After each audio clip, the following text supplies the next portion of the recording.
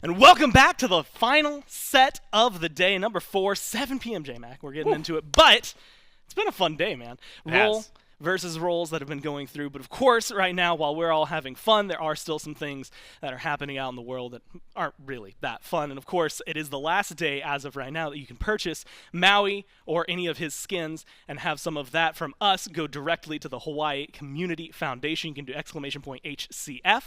In chat, that'll give you all the links you want, especially if you want to go directly to the Hawaii Community Foundation and to donate to them directly. You'll have that ability to do so because of the wildfires that are raging there right now. So if you have the capability to either buy some things related to Maui, the skins, or the god himself, or maybe consider making a donation directly. And of course, just remember that all that's going on while we're here alleviating some stress, right, for people out there and trying to determine, J-Mac, who the best role is of all the roles twice. So far, it's mid. Yeah, so far it is mid. Mid is the only, well, I guess solo technically still has both. We haven't seen them both.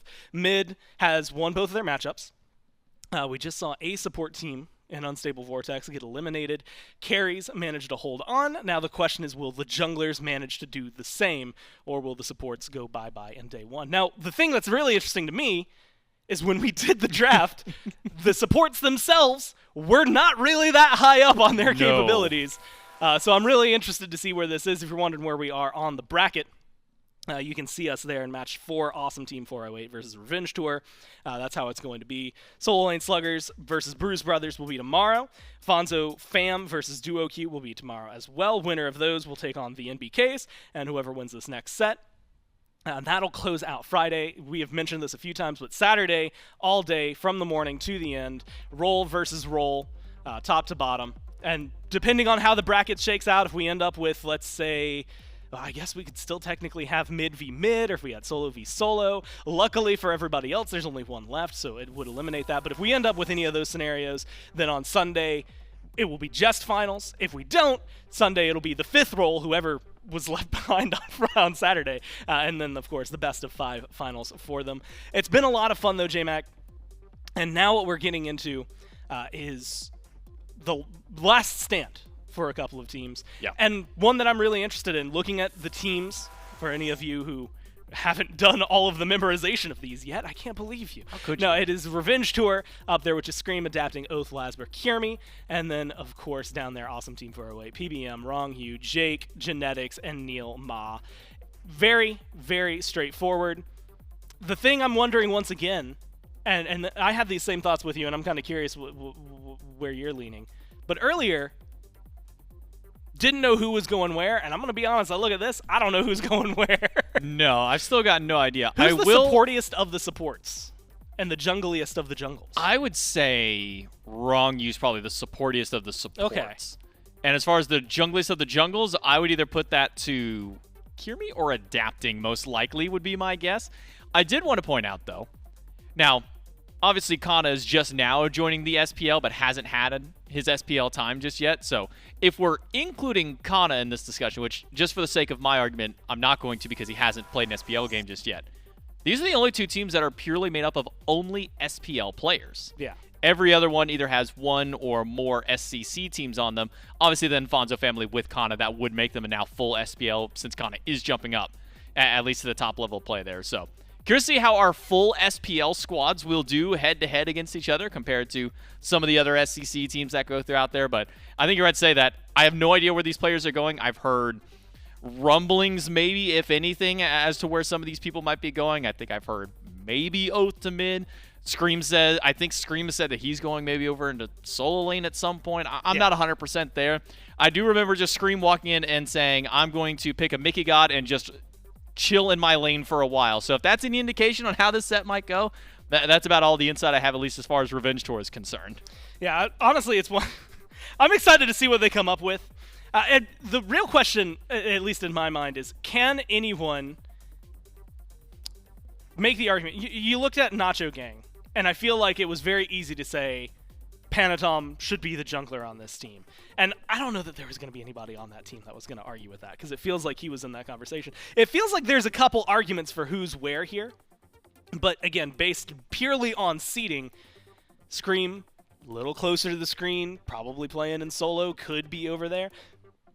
The real question I have, JMac. Like how we're pitting down their chairs on their screenshot. Yeah, right. Where you sitting, Kierme? You get Scream, 5 M's, 5 kills. You get Adapting, who's one of the original the two OG times. two-time. Yeah. And just, again, a guy who's been around for a long time. Oath, who has been having a crazy, crazy phase. Kierme, who tends to carry a lot of the team he's on. It just feels like there's a lot of potential here.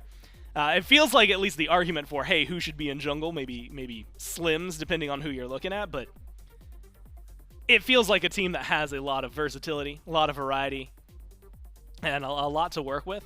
But the question really is around mechanics, because if I remember correctly, a lot of the junglers didn't think they were good off-roll either. We saw them come close earlier in the matchup with Nacho Gang, and look good. But it definitely has been I don't know, man. It feels like it's just two people who are demoralized about themselves, or two teams demoralized about themselves, trying to figure out who's better at off-rolling. Essentially, who's the most self-depreciating when it comes down to their role off-rolling at this point. No, I mean, when we came into this event, we were thinking, okay, the junglers are very mechanical. They have one of the more complicated roles on the map, if not the most complicated role to kind of jump into and be able to get a good handle on. So surely this should be the squad of players that can off-roll the easiest. They have the hardest job initially, so now if you give them maybe an easier role, quote in quotes there, air quotes, maybe they just kind of diff the map. So far, we didn't really fully see that, at least in the first incarnation of our jungler team, but still some potential to see that here. At least as far as what we're looking down the line, it looks like we're going to be seeing Kierme and Lasbra as a duo lane. I think Oath looks like he's kind of slotting himself there in the mid, so I'm going to guess that it's going to be Adapting jungle and then Scream for that solo lane. I don't know how that pans out on the actual battleground, because I can't think of the last time I saw Lasbra outside of the jungle, and when I think of Lasbra out of the jungle, I think maybe like Athena style of play, so maybe we see something similar to that. I think we saw... Was it Sam who did that earlier on today? Played Athena support whenever he was running that one. So and it looked really good. Maybe some potential there. But on the other end, when you look over at like awesome Team 408 and like all the guys they have there, you can kind of maybe pinpoint these guys a little bit more. I feel like I would probably be disappointed if I didn't see Mike in jungle, because he feels like he is one of the more run-it-down kind of people. Either him or Genetics. I would probably imagine would be kind of the run-it-down I'm going to be honest, I didn't have an answer for jungler. And yet I don't know why I'm surprised by both of those. I think I may have nailed Genetics as that one as the second guess. Mike over towards because normally it's solo, jungle, mid, support, carry. Yeah. And assuming they are sitting in the roles that they're going to play, which we've seen a couple of times today, it's not always going to be locked in. Yeah, swapping around a little bit. On the money with Genetics. So what about Genetics? You said it was like the hold W. Hold W, run it down. He walked in, he said, I'm going to run it down. And to me, mid, jungle, 2v2, and then when you get your support to join over, that feels like the 3-man death ball. Yeah. But it does take that initiative from your jungler. I tend to see him as also one of them, maybe not the most vocal. This is actually a very vocal squad, I would say, of supports. So, I don't know. It's just something about Mike and Genetics kind of scream that if they weren't support, that would be one of their roles that they could maybe go to, would be either that jungle or that mid. So, seeing them as that 2v2, I'm expecting First Blood to either happen to them or they get First Blood probably within the first couple of minutes. Yeah, this is a team that I truly... Man, I'm going to be honest, I don't know what to expect from him. I know Neil was... It's always hard to read Neil, because sometimes he's serious and sometimes he's joking, but he uses the exact same voice for all of it. And so he was definitely open and willing to talk some smack, but there's only so much you can do, right, in terms of what you can read. Plus, jumping back in the foray, right, coming from a coaching position back into the league, this will be the first time, I guess, he's technically played anything quote-unquote competitive since last year. Since Worlds. Yeah, so it'll definitely be something that may be a little eye-opening for him. The other thing that I'm really excited for, it looked like Jake was in the carry position. I had joked because... He's the original Neith support in ranked queues, right? That's the joke we kept making when he first jumped into the league. He has a tier. So I imagine he's going to have something going for him over in the duo lane or wherever they want to throw him. But J-Mac, this is definitely the team that much like the last support squad, actually, maybe even to a further extent. The last support squad, I couldn't tell you a lot except Hurry in mid makes sense. This one, they're going to play some Smite. That I can guarantee. So I'm going to bring back the phrase that I used earlier, and I'm still going to use it with the exact same phrasing because it could go one way or the other. This could be one of the bloodiest games that we see the entire day, or this could, again, fall into one of the tamer routes. It all depends, I would say, on how Revenge Tour wants to play this one. I think that the ball is mostly in their court if they want to have an all-out bloodbath, or if they want to sit back and coast for 15 minutes, wait till they get some items online, and then play. Because Awesome Team 408, this feels like a team of run-it-downers. You have Mike, the original Jazzberry Jam, Jade Dragon. He's going to want to get active. Genetics is going to want to get active. We were seeing what he was playing during Divisional Stars for his support picks. When you run Freya Hebo, you want to fight as early as possible. I'm imagining within first 5 minutes, if Revenge Tour kind of plays into the hand of Awesome Team 408 and they want to get active and get a little bit more fighting, first 5 to 10 minutes, I'm thinking we're seeing equal, if not maybe more kills in that time. Picks and bans, game 1, Revenge Tour first pick. So I'm anxious, honestly, to see what exactly. You got to ban the Hebo. You can't let Genetics have it. Not in a damage roll. Yeah, it does kind of feel like there are certain picks that have well, I don't know. Even in a damage roll, he was like 1-11, wasn't he? Like well, look, that was his first 2 games. Those are his warm-up games. Yeah. When he got it the next day, that's when he went crazy. Okay, good point. And you know what? His Freya was kind of nuts, too. Oh, man, you can't give him either of those. Yeah, those must bans, naturally. No, I'm really curious because it feels like there are some, like, Mike plays, like, Baron a lot. Nox is a very popular support. We had kind of touched on this earlier. Hell, I think, on that list as well, which Revenge Tour do ban out, is one of the mages that supports are often picking up. Deals with healing. They go with the On Her. The other side so far, Set and Jormungandr. Bans number 5 and 6 yet to come through. And Raven has been kind of high priority, it feels like, in a lot of these for a lot of good reasons. I would be afraid to let Raven through if I'm Awesome Team 408, because it feels like you've got 5 guys on the other team that are willing to play it. And in theory, 5 roles that he could probably make it work. He is open as Marty and Jing Wei, of all things, get banned. She is real safe. They saw BaRRa play and they say, we don't want to play it. That Jing Wei is like the anti-fun ADC in that lane. Yeah. If you're laning against a Jing Wei, you know that you are not going to get a gank within the next 20 minutes. You know that you are not going to be able to kill her. You are just going to be sitting there passively farming your lane for 20 minutes unless you rotate out. So I respect Awesome Team 408 for banning away gods that are just not fun to have to lane against for the sake of wanting to run it down. Set is one that you might want to pick up for yourself, but it's also one you don't want to give away. And seemingly following the trend of what we've had in every single set that was guessed at the very first set of our day was Sun Wukong. Now, are you surprised to see him over Raven? Yes, that actually, I am very surprised to see him over Raven, considering how good Raven is, and considering this is the jungle team, and every single one of these players has a pretty good Raven in their pocket. I'm very shocked to see Sun Wukong picked up, but it could just be a response of we also don't want to give a Sun Wukong over to the supports. Hercules. Now, Hercules draws my interest because there are a few players on this team that could very easily play that. You can throw it over in the solo lane, like we've been traditionally seeing. You can throw it over into the support role, as we saw once upon a time, but haven't very much. He can even be played in the jungle, as we were seeing. I believe Sam for Soccer was playing that during his SCC time, was running that pick over in the jungle. We saw it. I want to say Big Slim Timmy Jim was another one who really liked to play that kind of a pick. That's a name that I've almost forgot, but somehow still was able to bring back. Or what I would really love to see, even if it may not be good, I want to see Mike run this pick back down. Even if he is going to end up in the mid lane, I just want to see Mike play, because Mike's Hercules was one of the most feared picks in the entire SPL whenever it was the meta. Yeah, honestly, I think there's going to be a lot of fun. It's that weird, man, it's just that weird balance of, like, can you take this thing that you played in your invade metas?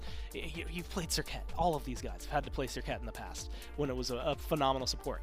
Can you take a pick like that and then actually jungle with it? How well is that going to match up? We just saw the supports. They look pretty good on the other team. So it is all SPL, top to bottom here. as like you said, Hercules, Freya locked in for Awesome Team 408, alongside the Ganesh as the third and final pick for them. Other side, the Wukong, as aforementioned, Terra and Hachi. Still a little blown away that Raven wasn't picked up. And maybe it's just something that we've come to expect, and maybe it's too high priority. Thor, banned away by Awesome Team 408. And almost certainly another jungler going to come. And that makes me... I want to ask J-Mac, because like Hunbat's still available, some other junglers, that Naja that we'll typically see. Again, someone who has technically played support in the past as well. It feels like... Man, I can't believe I'm about to ask this. Freya jungle happened last week. Yep. Hercules jungle has happened in the SCC a couple times. Yep. Are either of those, like, feasible? Is that something I need to, like, mentally prepare for here? So, Hercules jungle maybe less so. It's kind of been relegated mostly to the solo lane. You might see a random, like, SCC player kind of throw that in there with one of their drafts. Freya jungle is probably the more reasonable of the two at this point, just because what we have seen her from last week in Divisional Stars, while she might not be as prominent of a jungler as she used to be back whenever you and I are imagining the old school Freya jungle, that was the only role that she used to play. Yeah. But her build path is relatively the same. It's not like you change to being this all burst style of mage by going into the jungle. You still build essentially the exact same path. You might just change which ring you pick up first. Do you go Hasten Ring so you have Chase down? Do you build Telkind so you have a little bit of extra clear? Those are the kind of questions that really come up for a Freya jungle possibility. Also the fact that it's likely genetics in jungle, I'd probably be willing to skew that Freya is going his way. But I would see the relative strength of the Freya jungle versus the Hercules to be a little bit higher, at least given some more recency bias and given the way that the itemization for Freya is at this point versus Hercules, where damage overall has kind of gone down. Hercules works a little bit better with some scaling. So since his damage scaling is down from items, his base kit and his regular scaling is still just as strong to more so kind of be towards that either support or solo style of role. Chiron locked in. Been very popular today, Chiron. And answered back by something I think you should be scared of. The Kleena, of course, something that has been very strong, and maybe creates a conversation for us to look in for on Revenge Tour. But the Ao Kuang, which I have to assume... I mean, look, there's a couple players on this team. That's Adaptings. Yeah, who can play. It's Adaptings. And you know what? It's Adaptings in the jungle, and it's going to look good. The question is, Kleena mid? Kleena carry? I mean, can you put Kleena elsewhere? What does Kleena do with her first ability? What does Kleena do with her first ability? She screams. She screams. She's going to scream. That's all I had for that connection. Oh. That's all I had. I thought there was like a trick question. I thought it was about clear. I was thinking about damage numbers. I was trying to figure out like, okay, well, like if you angle it this way, how many minions do you hit? Well, it does also make sense though, right? Because like, well, you said Scream but then it's also solo. the Sun Wukong that's there, and if it's Scream going solo, he's probably going to play the Sun Wukong, which I told him please don't play what he would classify as a Mickey God, and I mentioned Sun Wukong. He said I might just do that. So it's probably actually going to Scream for the Wukong. Which is funny because I think when he came in, someone asked like, "Are you gonna give like I can't even remember what it was like. What are you gonna pick? What are you gonna try?" And he just said, "Yo, I'm just locking in Mickey Gods all day." Yeah, and I'm just gonna coast in lane, and I think Sun Wukong might be classified under there. So likely Sun Wukong for Scream in the solo lane, though there is still I guess some flex potential to move him into mid lane if Oath wants to play him, but considering how much Oath was playing Kleena before this, I would probably say that the Kleena is going to be going to mid for Oath. I mean, he was able to play it in the jungle just previously, but Oath moving in towards mid. That King Arthur lock-in, though, is probably my happiest moment because that likely means that the King Arthur is going to the solo lane, which, if I'm getting my wish, we might begin to see PBM in mid lane on Hercules. And that makes me very happy. Yeah.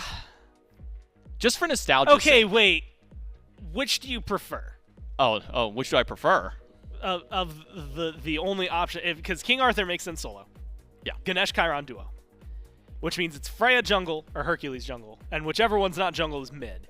So do you prefer Herc mid Freya jungle or Freya mid Herc jungle? And is it just a best or a lesser of two evils, really, you're going to be pulling out here? I think this is a lesser of two evils case. Again, I guess this kind Answer of now carefully. You are being scored. This kind of now backhands almost the statement I was making earlier, where Hercules' damage is not as potent as it once because all damage across the board has been nerfed. Even though his base numbers are still good, you can go him a bit tankier and still be fine. If this is the case, though, I think that Freya has decent clear in the jungle. If you're able to get your Bumbas up, the splash autos from your pulse are going to help you clear all right. And Hercules almost always has decent clear as long as you go something like Golden Blade, able to clear up minions pretty quickly, get a Bluestone there. You usually clear just fine. It's then who do you kind of want in that case to sit in the mid lane and have to fight what is potentially a Cleana?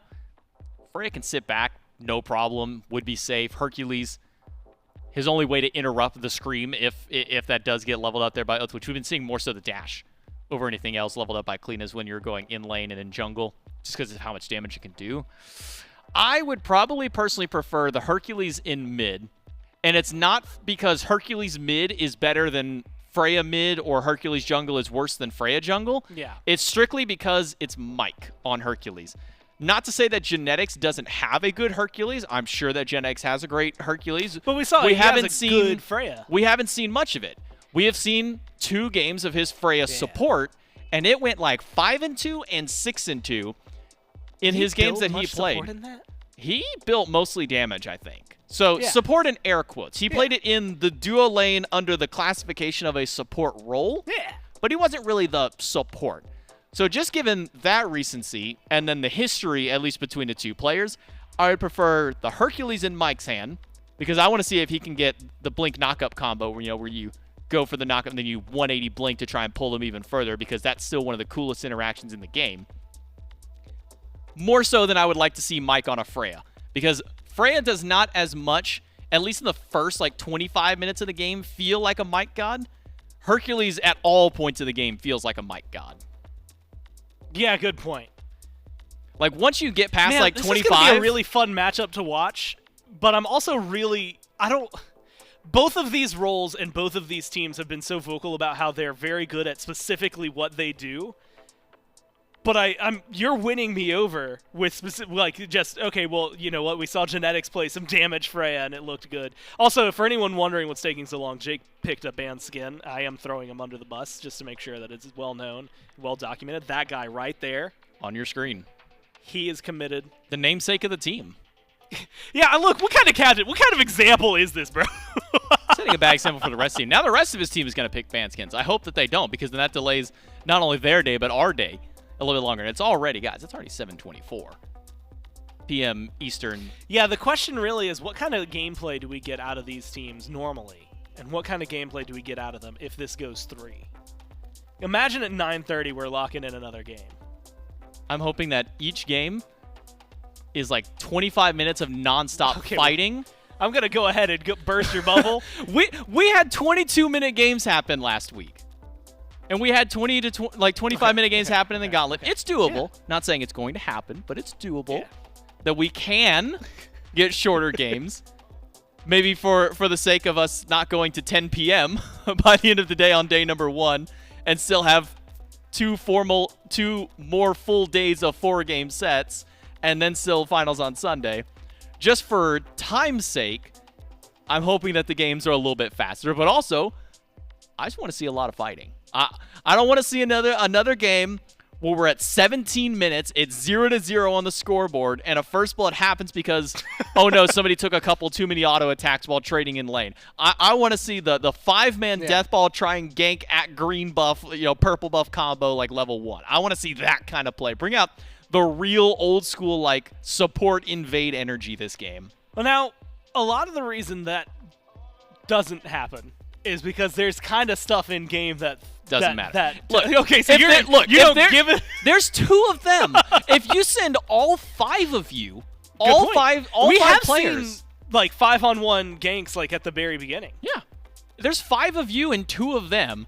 As long as you don't royally mess things up, you should at least take down one of them and or steal their buff. If you 5-man invade versus 2 and you don't at least steal the buffs away, you have royally messed up. What I like about your strategy here is a lot of it is just win the game. Just win the like, game. Just kill them. Just be better. Like, and if you do that, then you win, and then you just do that twice. Look, it's not even that hard. It's also a simple numbers equation. Yeah. 5 is greater than 2.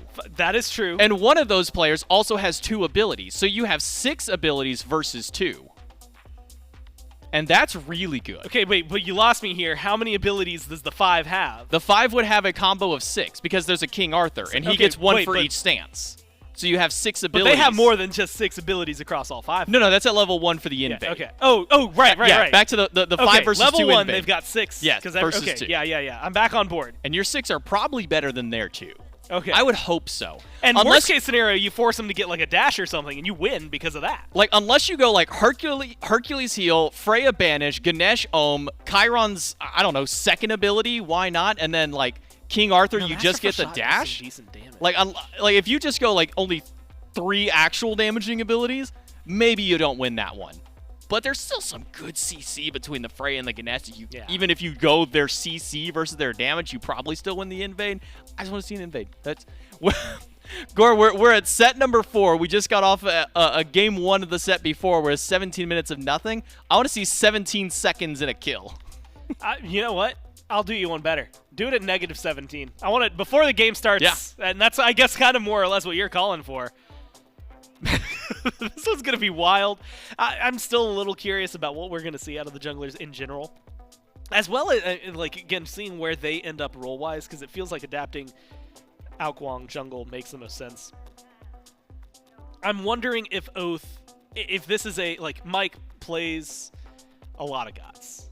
He's played a lot of weird ones. But it feels like this was a, hey, you know what, let's just throw Mike on something he's good at. And then if we can get Baron next game, we'll do Baron next game and have a mage. And it's all up to the players now, and we'll find out as we jump into game number 1.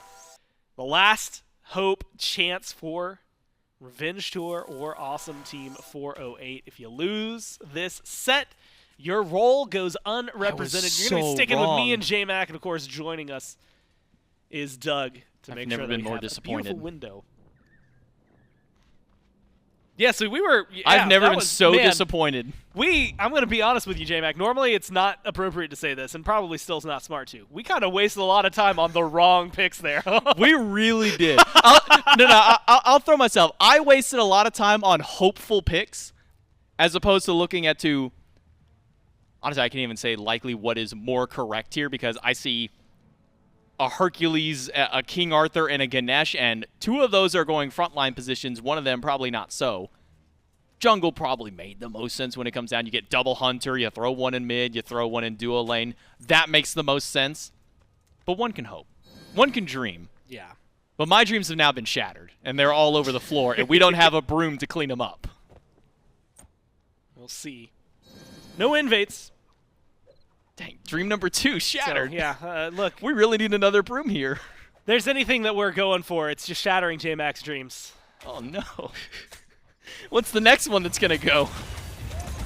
You're going to get out of debt? No, that's not happening. Dream shattered. Look, hey, look, that's just capitalism, baby. That dream was shattered. Man, that's going to go to a weird Ages place. ago. We're only in game 1. Oh, invade.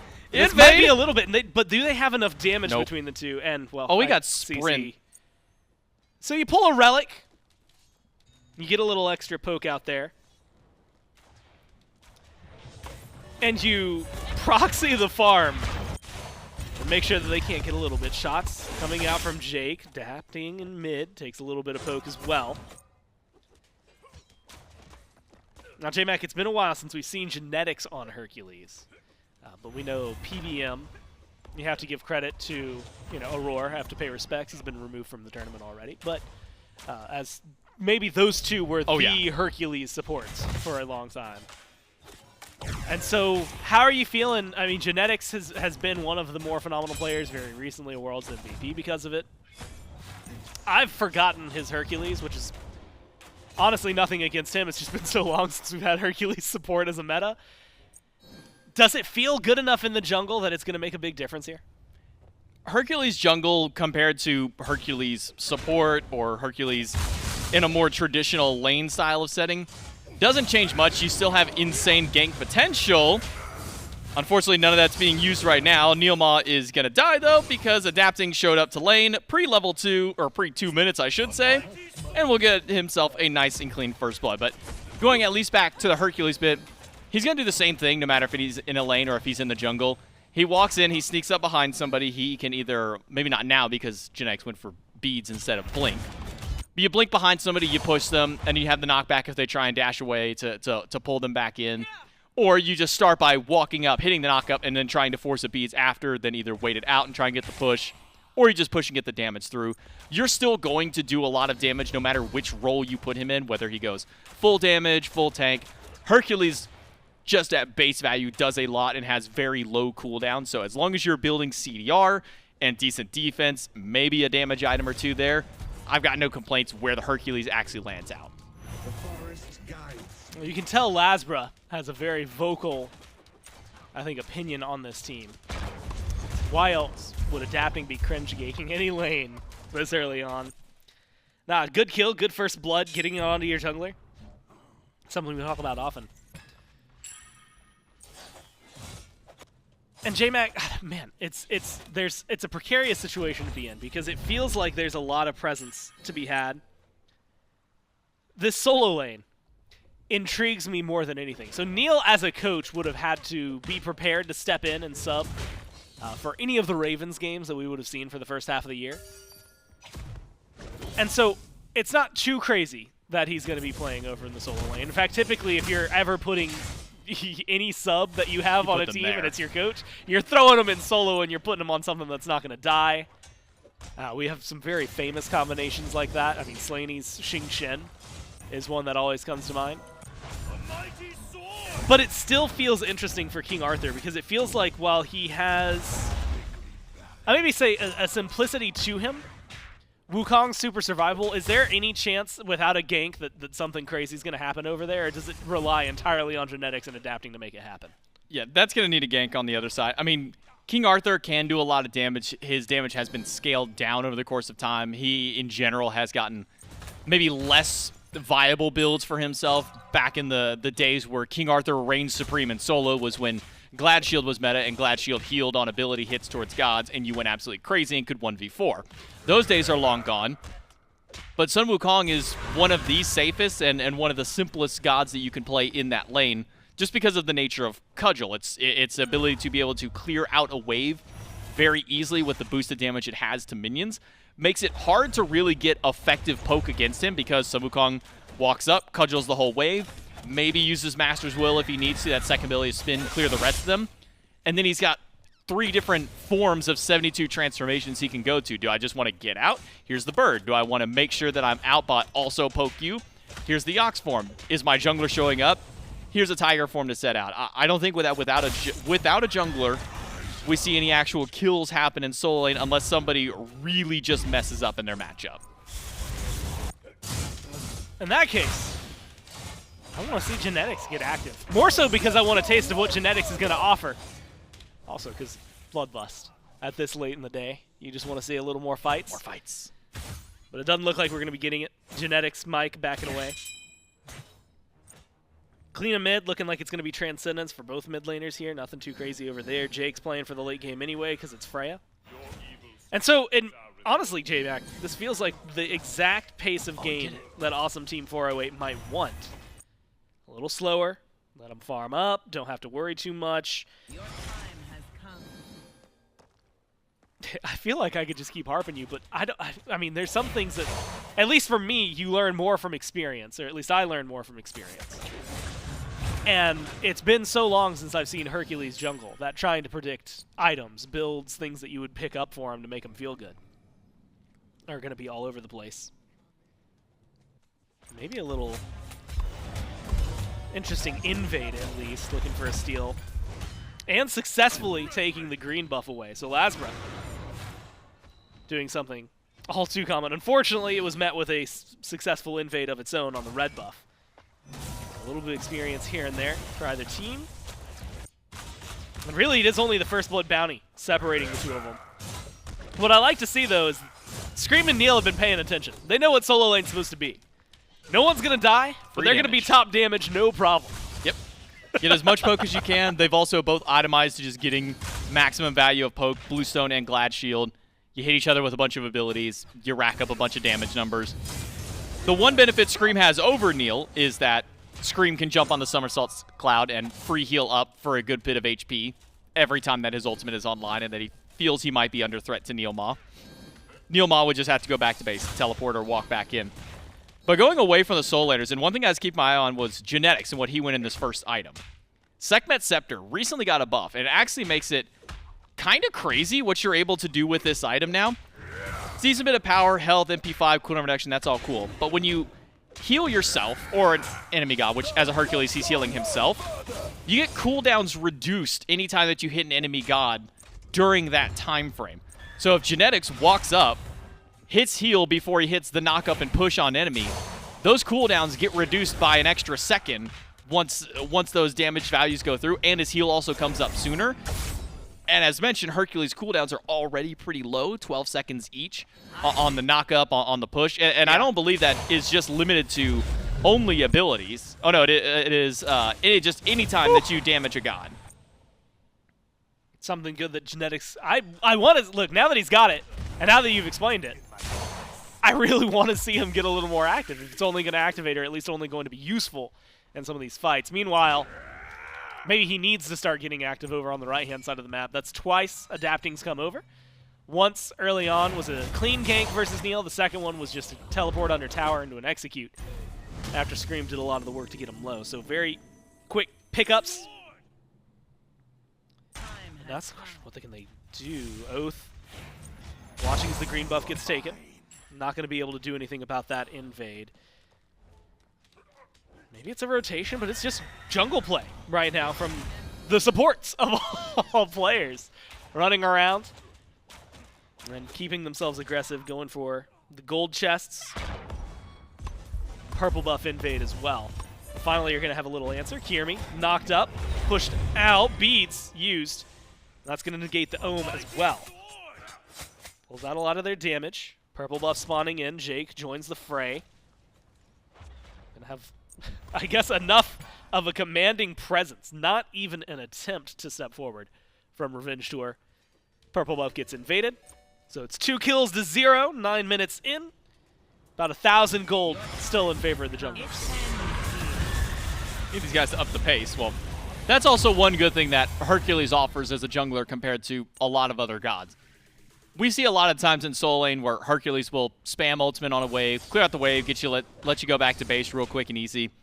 You do the same thing in the jungle. They're trying to clear out a camp in front of you, drop down boulder. How many things are going to be out securing, what, 300-400 damage that thing does at base at level 1? 300 damage, rank 1 for that, and only gets worse. Lasbra caught between 3. Damage from the Freya is there. Knock up from Genetics, make sure he's displaced. And it's going to be a clean kill pickup for Awesome Team 408. Presence from Adapting is in the neighborhood, but it doesn't seem like anything crazy is going to happen. 2 minutes till Beacon. And Neil, you know, we talk about the difference between, I think, Wukong and King Arthur coming into this. Wukong's survivability, self-heal. Seems like the damage right now favoring him as well. That Bluestone going a little extra. That's second or third time, even without a kill, that Neil has been sent back to base. And unfortunately for him, well, notice teleport's up. He's going to walk over the long way anyway. Not miss out on too much, but J-Mac, at this rate, this kind of continuity, we might see Neil get soloed out. Neil should be fine. Well, should.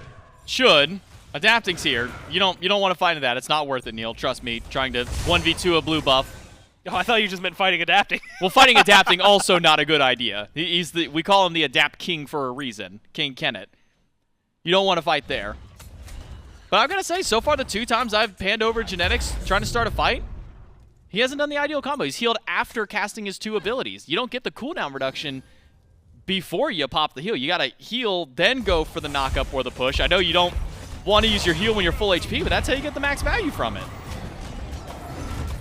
Well, it's an early Gold Fury pull for Awesome Team 408 and an easy pickup. 11:20 into the game. That's going to get our gold lead right back to even. Beacon's going to open in about 30 seconds. And J-Mac, I'm going to be honest, I'm actually impressed. I kind of thought, based on what we've been hearing, that this was going to be Jungle Fest through and through. I thought it was going to be Revenge Tour's game to lose more than anything. But pressure and presence on the map from Awesome Team 408. I guess it goes back to the conversation we were having on the desk before the last set, which is that you've got the shot callers, you've got team comms covered if you're Awesome Team 408. It's just making the rest of it work. They've got gods they're good at, and they're going to step onto the beacon with that presence of mind. Wukong joining the Kleena and the Terra as they step onto it. Beacon fought 50-50. Teleport coming through from Neil. You have to imagine Jake's about to run down mid to join them. So 4v3 right now around the beacon. A little bit of poke from Adapting. Kirmi rotating in, throwing some damage to the side. Dharmic Pillars get dropped by Wrong U. Try to keep things going straight. Neil's taking a lot of poke in the process. Full rotations, pushback under the tower, onto Scream, Boulder thrown, but it's not going to find enough damage to get a kill. Scream onto the Somersault Cloud, backs away. Rest of the team from Revenge Tour was standing on the beacon. Now it's Oath and Lazra looking for the fight. Low health bars on Awesome Team, and Adapting goes in with the damage ready, looking for a little more, but he's taking the tower shots, can't do anything about it. Gets himself two, trades out his life for it. Beacon yet to be captured, but with Revenge Tour winning the engagement, they're going to pick this one up, take the lead. That right there is the perfect display as to why Kleena is so good, specifically around beacons in these little corridors. Once you jump into that wall, that little cone that's normally like 30 degrees in radius and whatnot that you stare at and scream, turns into a full 180 inside of that wall and caught nearly everybody in Awesome Team 408 for just absolutely free poke. Bluestone, Transcendence, Soul Eater already stacking up online. Oath has a lot of damage as soon as that silence finished. He dashes right through two more of them, hits them with not only the initial dash damage, but the ensuing cone right after. And then Adapting gets pick of the litter. He could have executed 3 different people throughout all of that, but didn't get an opportunity to. Instead, he used just his base damage to kill one, had to wait out Beads and Aegis on the other, and recognize I'm going to die if I don't just hit them now with an ability to kill.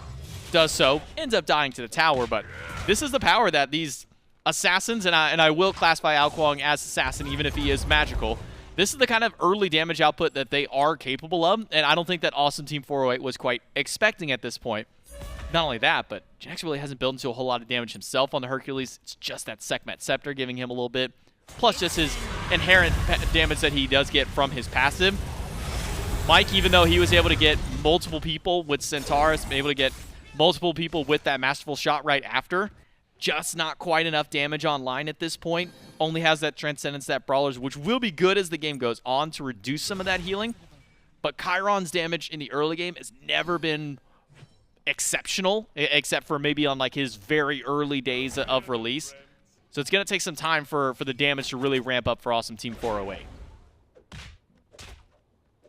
Tier 1 on left already taken down. So Neil, in theory, in a little bit of trouble. Doesn't seem like too much is going to go on. Instead, it's Pyromancer. At least team standing around the Pyromancer, Adapting just off the mark with the slow. And that's going to force Awesome Team 408 to fall back. Second time, not going to connect on the ability there from Adapting. So maybe a couple of picks slipping through their fingers, nothing too crazy. And J-Mac, it really does create an interesting dynamic. Having to factor in Kleena in the mid, you essentially get the double assassin that we're used to seeing. Does that enable a little bit more when it comes down to things like the Pyromancer? Does it enable you an earlier Gold Fury? Because it feels like with a Freya on the other side, Hercules will get tankier, King Arthur will get better. It feels like Revenge Tour need to use this time wisely if they want to get ahead. Comparing Kleena solo to Kleena mid is essentially, do you want your second jungler to be a camp out on the right-hand side of the map if you're running it in solo, sit there, farm up, get your items online. Once we start fighting at beacons or objectives, we're cool. Neil Mom, not the fight you want to take, bud. Nah, surrounded down by 3. Yeah, that's an easy XU for Adapting. Or if you put Kleena in mid, you've now taken your second jungler, your second assassin, and you now give them free reign of the map. Not only can they easily clear out their stuff in mid, throw out a single ultimate, and you clear out the wave, no problem. But now you can also make faster rotations over to Pyromancer. You can make easier rotations over to Gold Fury that don't require you to expend a teleport in order to do so. It gives you a lot more flexibility by putting her in mid. Do I think that she is better in mid versus solo?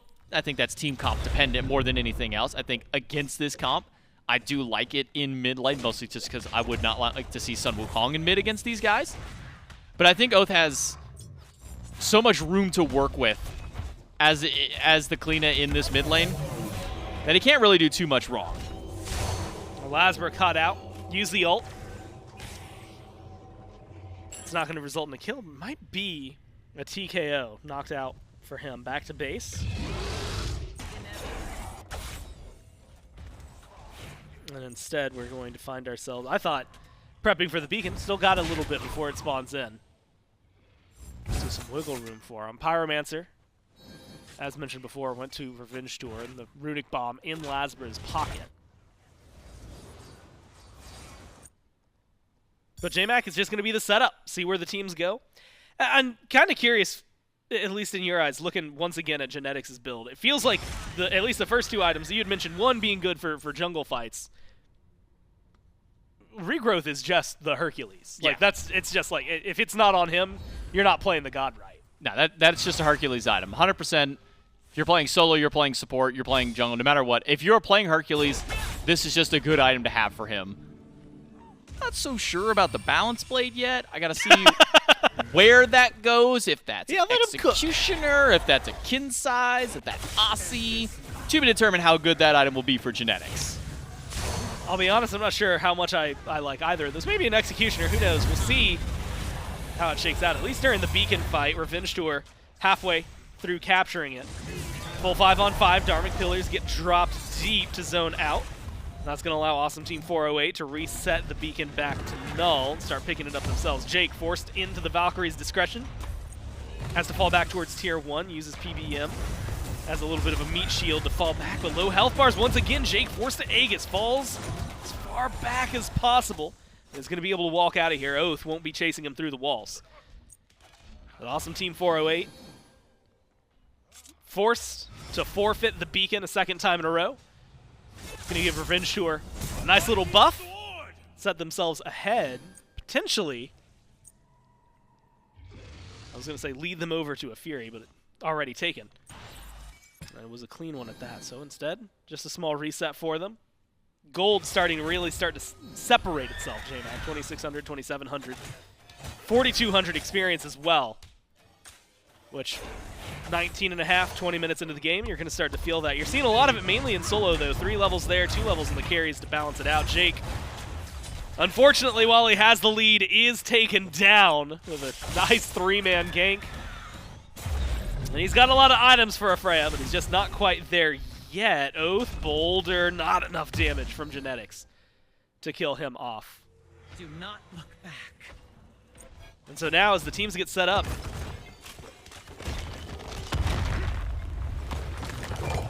you're going to look at the supports, and I have to imagine right now, JMac, planning 3 steps ahead.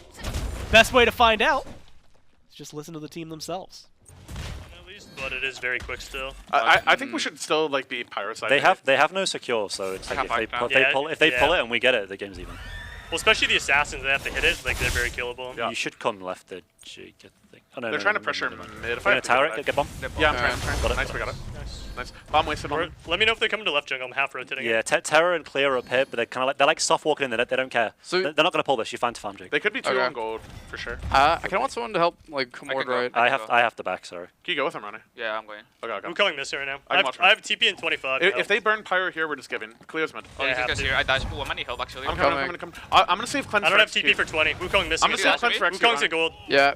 You're good. Yeah, I'm good. Nice. Jake, That's clear double, can you clear just double. I'm running to gold here. Can you walk in Jake a little bit or not? Yeah. I have TP and A. I don't have actives actually. Okay, you stay back then. Are they even on it? They're not even on it. Jake, just go farm. Jake, just go farm. I'm part of this. Let's 2 men. Let's 2 men. Yeah, sure. If they walk in, boys, you might have to. Clear's here. Don't come at a time. Let us know if they come left, okay, Ronnie? Sure. Yeah. Right. Tell them. Let me know if they come left at all. Clear. I see Clear, Wukong, Terra, and Hachi. So only out one left. They're all. Just chill right. We're good. Okay. I'm gonna go back and farm left, okay? Yeah. If they go try and siege tier 2, I can TP You need over. help, Sam. I'm fine. Okay. I got a whoop. They dropped gold. Yeah, it's fine. Just don't even bother Go farm. Go farm. Yeah, exactly. I'm gonna bring your speed to you, Sam. Oh, lovely. I needed this farm. Yeah, it's fine. He's not getting any further ahead of me. Wukong's So 20, okay? Yep. Yeah, they're on a pretty big power spike, honestly. If they go for fire, do you ever just want to like hard split right? Do you guys want soft defend? I How do you kind want of to want play to soft defend. We have Ganesh ult. Like you said, they don't have secure, so we can just, if we have a ward in the pit, we can at least play slow. I'm 2k in hand. I'm gonna we back have up a for this bomb wave. too. Yeah, that's true. Oh, right. Yo, Okay. Cleo backing, Terra top left by their red. Okay. I'm coming for that blue. Can you run over? I'm really strong. I have a rod now. I'm resetting. Baker's gonna be absent. Actually, you know what? I could get... I had Harvard Yo, on his back. I'm gonna greet Titans. I'm 400 off Titans, okay? Yeah, Sure. let's streak farm, man. Bro, make them. Well, they're backing and buying, but you know what I heard, J-Mac? I heard a lot of decision makers in there, man. It is how decisive each call is, and what impressed me is that there wasn't there were like questions being asked, right? Like soft defend, do you want to just push right, things like that.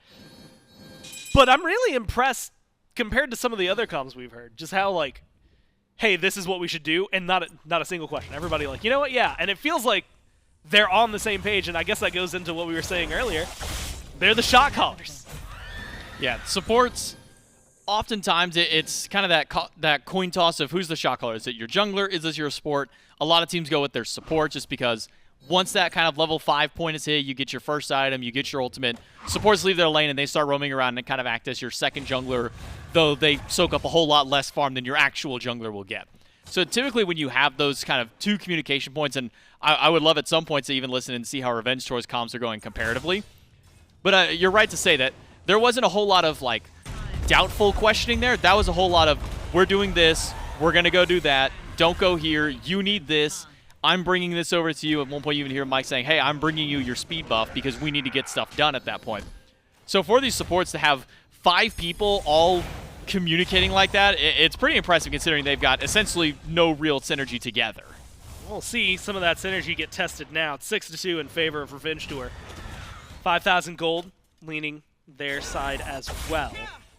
4,400, 7,300 experience though. And as we're starting to hit level 20s, it's going to matter a little different, or a little less. We're seeing that in the jungle. Beacon spawning in soon. It'll be the third of the game. Fury not back for another 2.5 minutes. So after this, J-Mac, we've got Titans or Fire as the big objectives. We could see and hear from Awesome Team 408 a willingness to soft defend Fire. We'll see how they respond to the Titans. And I'm actually curious for your thoughts on this because I feel like this can be a nightmare scenario with the Titans on left, and if you leave them alone, in theory, a team can push pretty hard with their Titan. It's kind of slow though, so it comes with a grain of salt.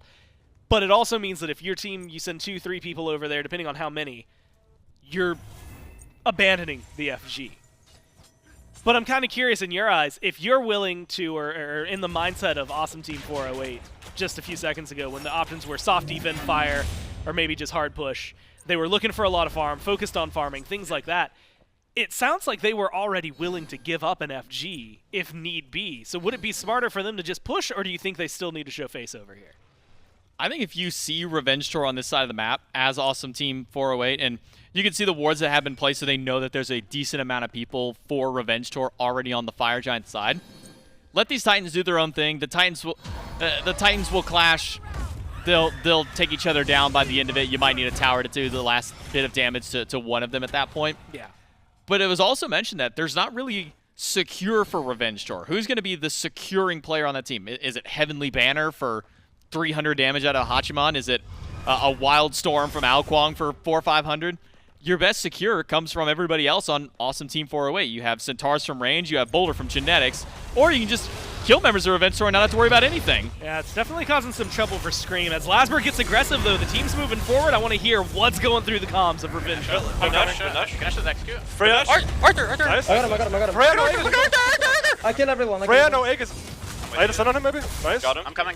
Can we just end? Oh, yeah, we can keep chasing. I'm playing the... Somebody has to get Titan. We have to do fire. Titan. I'm gonna back. I can DP left. I'm gonna go. Okay. No. Help me with this. Help me with this. Yeah, you guys push. Help me siege. Someone tank. Someone tank. We lost the minions. I don't know if I can tank the whole thing, by the way. It's fine. No, it's fine. We have wave. We can win. Yeah, we should end there, I think. Killing Titan. I don't wanna. Once we get the wave. We heal. Just give me a. I can walk in. Can we? Yeah. No. Yeah, No, it's fine. Sure. Okay. Let me just tank after them. This one at a time. You guys win? First ever sub 30-minute game. The Ganesha ulti will be down still. 8 seconds. Fine. I have play ult. Nice. Good boys. I'm resetting it. Wow, clean. I mean, and it's just that simple, no? Oh, and 8 dominant. Good job. Yeah, good job. Sheesh. Someone did like a million damage. Guys, Was that I think you? I did less than 15k. I did so much damage. I'm not that even last fight. trolling. I think I did less than 15k. I wouldn't box him in lane. He kept fucking dog cornering me. Less than 15k. That's what I got out of those comms. Yeah. Well, and admittedly, well, there were some high-pitched squeaks at one point. I think I got like, get up. I couldn't tell who that was, I'll be honest. I could not tell you. That seems like, look, I don't know. I'm looking at those guys. That feels like Scream. That could have been Scream. That also could have been Adapting, who like got the execute and was trying to go against the Freya potentially. Yeah. So a lot of potential with who that may have been. But again, another clear and concise call from the junglers this time. They said, hey, can we end?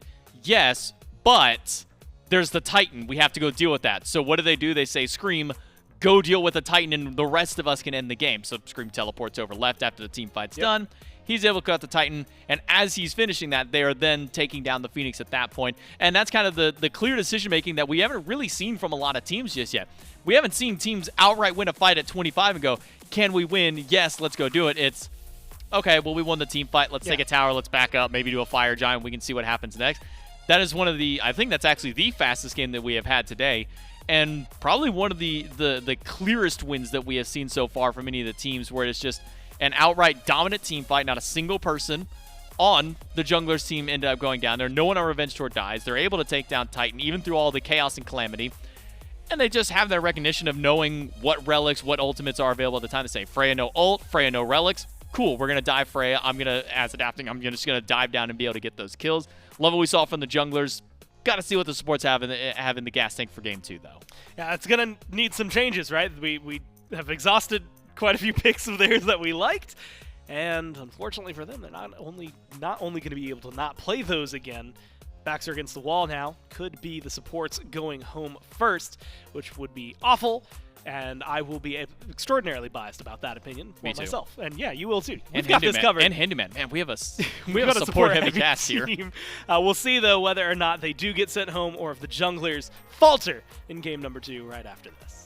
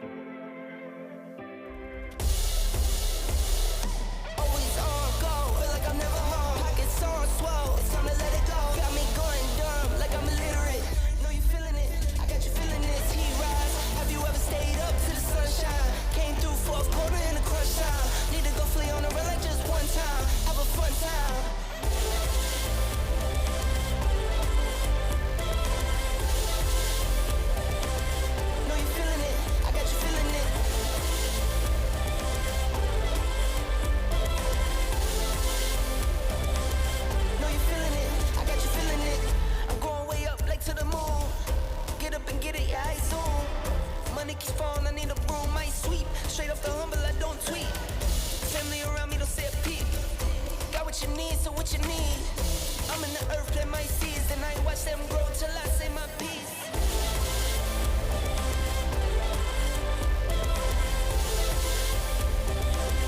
Know you feeling it, I got you feeling it, monsters. Tell me, do you believe in those monsters? I'm talking dreams so big that they'll haunt you, or they'll calm you. That's how you know if you got it, go and get to win and not conquer. I had to go out and get it without a sponsor. Kept it real, never crooked, yeah, that's honor. Now I can go out and get it how I want to. Hashtag bless, I choose.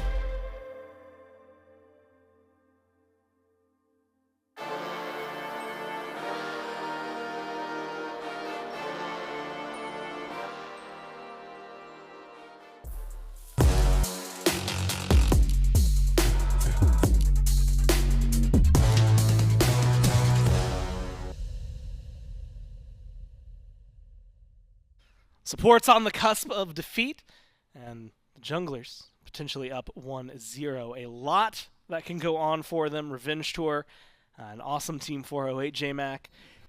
And, I mean, there's a lot to maybe break into the nitty-gritty of this set, or not this set so far, this game that we just saw. But a lot of it, at least Revenge Tour-wise,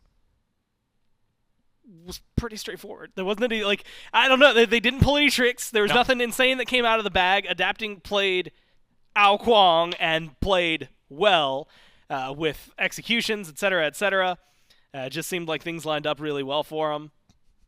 What is he doing? I legitimately thought that was a picture for a moment until I saw Oath move. What is he doing? Look, he's he letting them know. Who is he pointing at? Is You he know pointing at he's Neil? pointing at Neil. He's pointing at former coach. Now turned enemy. Not just here, but also in the SPL when that's part of the season kicks off. And it's actually going to be Neil against his team. This is, I think, the rivalry. On his back. Maybe just of like the that. century. Because I think Neil's words, again, to steal some from him before, was that he'd be in Scream's head. Because he coached that guy. And he knows what he's going to be thinking. Everything he's thinking. He knows his game inside and out. Don't think it turned out that way, or at least not quite that way. And so, definitely an unfortunate scenario for them. I mean, JMac, this might be where everything went wrong. It just feels like the kills, it was what, 11-2, 12-2 by the very end. Revenge Tour was just finding all of the team fights and turning that into objectives. They did lose a couple, but the farm game was on point. They just had everything locked down, and unfortunately for awesome Team 408, it didn't feel like they could get a voice in edgewise. Yeah, here's the thing for Neil Ma, right? He said he's in Scream's head. He knows everything that Scream wants to do. He didn't count for the adapting factor, which is adapting is literally going to sit inside of your lane. He's going to camp solo every single time, make sure that you are the only one who's being executed by adapting. But you know what? This is probably the game plan all along. You know why? Because now adapting can't play Wukong again. He got his one big game out of the way. Adapting's had his pop-off with this god, but based on our sealed draft rules, can no longer play the Wukong. So this is the long con game, and this is how Neil Ma has always been. When you think Neil Ma, what do you immediately think of?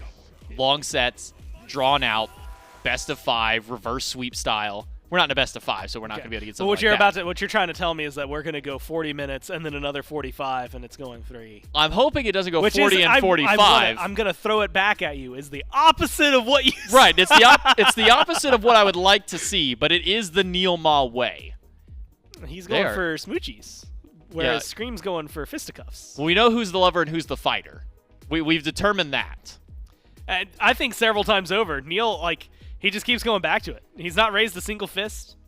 I don't think Neil's ever insulted anybody that I've heard. Anytime I don't think anyone is physically capable of punching Neil. I think he might have a nice guy force field because he is literally too kind.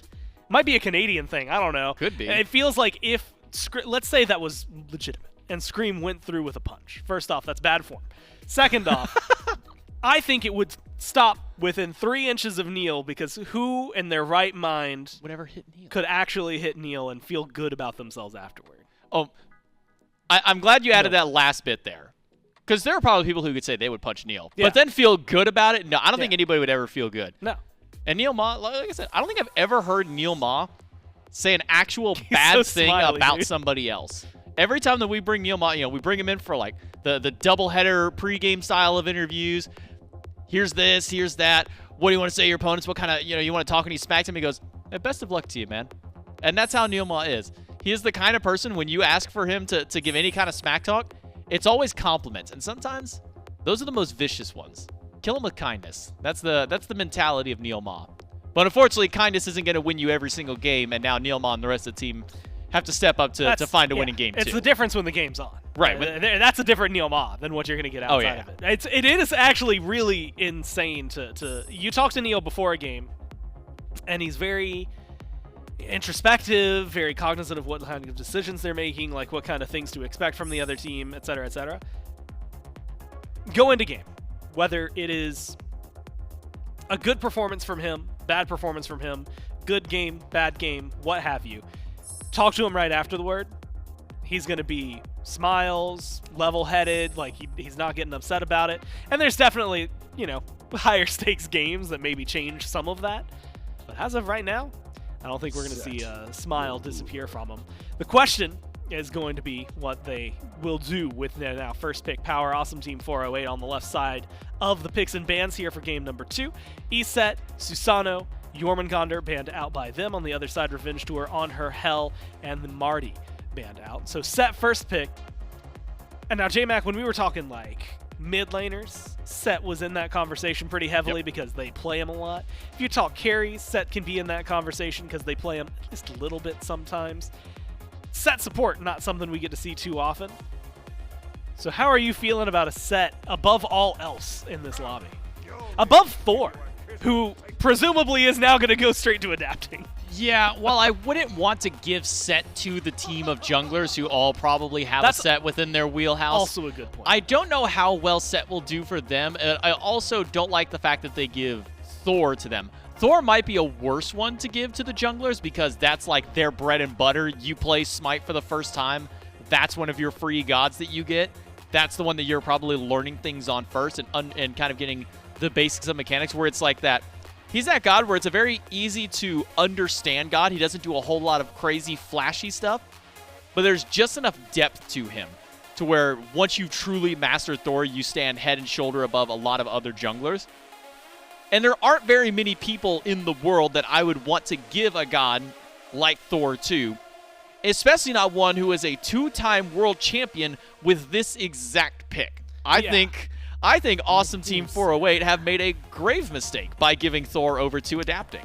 There are two people, depending on what era of Smite you drop into, that if you ask who's the most iconic Thor, they're going to give you an answer.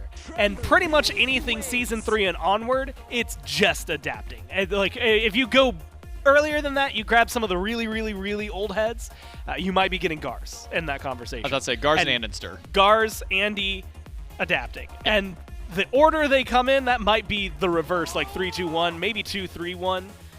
It just feels like adapting has really cemented this pick for himself. You had talked about the Hebo earlier as a pick.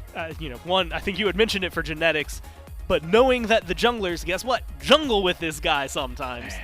Definitely gives them some flexibility.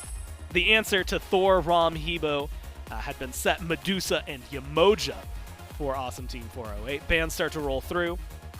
Revenge Tour, their assassin already on lock, and Thor with flexibility could go solo if need be. Maybe it's going to be something Scream can play, but let's be honest here, it won't be. They ban out the Fenrir. So Awesome Team 408 stuck figuring out some of the rest of what they're going to be looking for. Maui gets banned out. Nuwa to follow that. Maui does catch me. So I'm big into Maui. I don't think I've hidden that. It's I both played God this year, period. When I zone out, I'm going to play Maui, and I'm going to throw fish hooks. It's like me with Sylvanas. That being said, it feels like he has been in this position, J-Mac, where, you go to Worlds this year. Massive, massive performance, massive impact.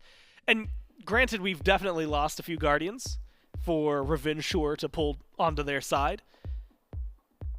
But it still catches me off guard because it feels like Maui's just been so disconnected from everything else that it feels like somebody on Revenge Tour must have a pretty mean Maui that they could have pulled out.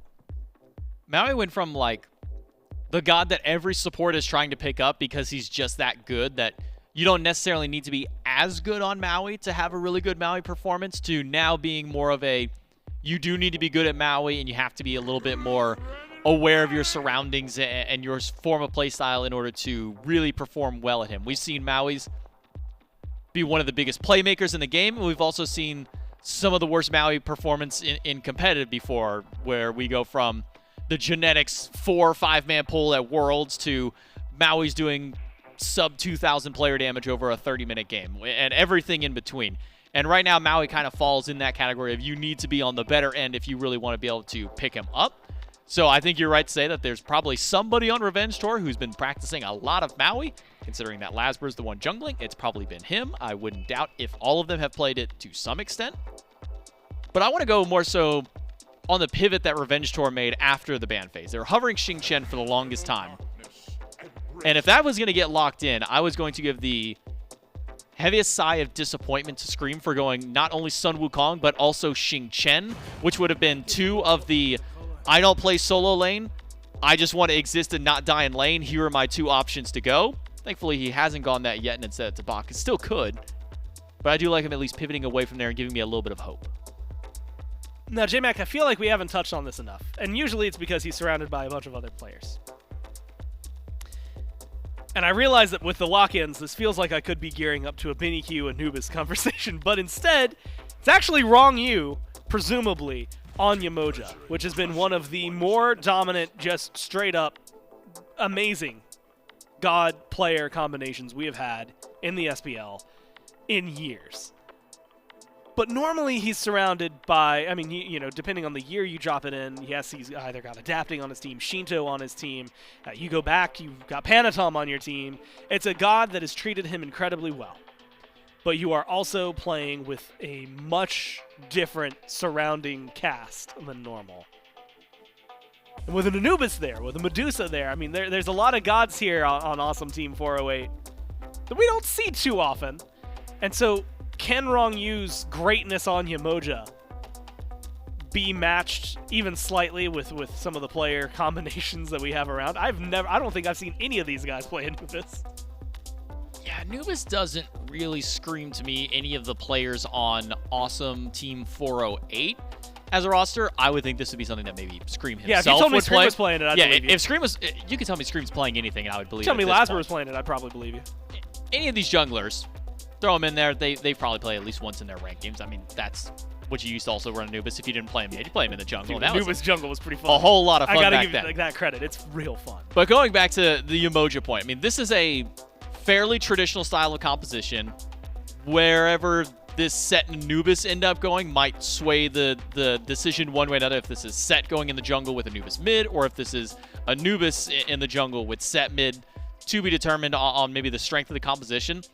But just in the dual lane, I like what Medusa and Yemoja have together because they're able to clear the way very easily. Medusa's a fairly safe hunter. I say fairly because if you block the dash, it's not fun for Medusa. So as long as you don't get your lacerate block, you're pretty good. She just got a buff to where her ultimate does a little bit more damage. Her acid spray does more. She's gotten buffs across the board the last few patches that have made her feel really strong. So you have a safe hunter that does a lot of damage from a fairly good range. Pair that with a support who can provide an immense amount of safety, healing, shields, and also just a giant no-play box of anybody caught inside. Probably doesn't want to be stuck inside, especially if there is a Medusa inside that box with you. I like what Awesome Team 408 has put together as a composition. Mostly depending on where this Anubis and Set go, will likely alter kind of the power curve of their gameplay. You have a very strong early game if this Anubis is going into the mid lane. He's going to have decently safe clear, but I think Set in mid would probably be a little bit safer for you. The Anubis has very fast jungle clear. Your dual lane is fine, and you have a Cucullin. Once Cucullin gets that rage transformation for himself, can kind of switch back and forth a little bit, he'll be just fine over there. My biggest worry is who in the world is getting what on Revenge Tour, because this feels like it can go anywhere, but it looks like it might be a Hebo mid. Yeah. Considering we have Thor and Ravana on this squad. Revenge Tour just picked really strong gods that are like the top of the meta right now, which is where my worry for Awesome Team 408 is. It's definitely going to cause some trouble for him. We'll see. Can Revenge Tour close it out here? Send the supports home packing? Will the supports give us a surprise and overcome the team of junglers that they're going up against? Again, it's Gore, J-Mac, of course, Doug giving us the views into the battlegrounds. And right on the money, although one thing that does catch me off guard, if you had asked me to bet on it, and I wouldn't have, I would have put adapting on Thor 10 times out of 10 every single time. He's playing the Ravana instead, which is impressive to me. Also impressive, 58% in favor of the support team here, Awesome Team 408 in Twitch chat. And it is genetics on the Anubis jungle. Now, I do want to be clear, those votes were placed before they saw the Anubis in the jungle, but at least some of them had to come after the Anubis was locked in. God, imagine that chat was voting that way. I did want to look. I don't know. Maybe they have more faith in the supports. It was just like the facial expression, like you had. I guess that you looked like a very disappointed dad. Wait, why is genetics picking? I mean, okay, I've seen this strat before because of the timer of how long red buff actually will stay on once you fully clear that out. So genetics is going to try and min-max both of the buffs. You get speed buff for your extra mobility, allows you to chase out a bit more in mid. Red buff, you'll be lacking in the immediate damage, but you'll, I guess, technically be doing more damage because you can just continue chasing them. Wait. Neil, damage from Scream so low. Minions! The damage, the archers, they do it, Neil. Oh, no. First blood over to Revenge Tour, and there's nothing you can do about it. Back to base in an unfortunate way and teleport down already a minute in. You can't be letting Someone give happen. that archer MVP. That Minion 34 has come out to play today, but Minion 34 got slipped a $10 bill by Revenge Tour and now lands first blood for the Chaos team. The junglers on top already a minute into the game, even less than a minute if you count whenever it happened. Neil's already down to half HP. He just got back and he's already at a third HP. Also, his health shield gone. This is not turning out to be a great lane for Neil. It's the most mythology thing for a minion, which presumably in this are like humans, to kill a god and have the god take credit for it. I want to see if Neil risks getting a little too we had a whole skit about that here. It doesn't look like he's going to, which instead brings us to an unfortunate moment here for Neil, a replay of how this one happens. Now, Scream is incredibly low. That's why Scream gets out of there as fast as possible. But he does it, J-Mac, in the best way, which is to get a little extra damage off.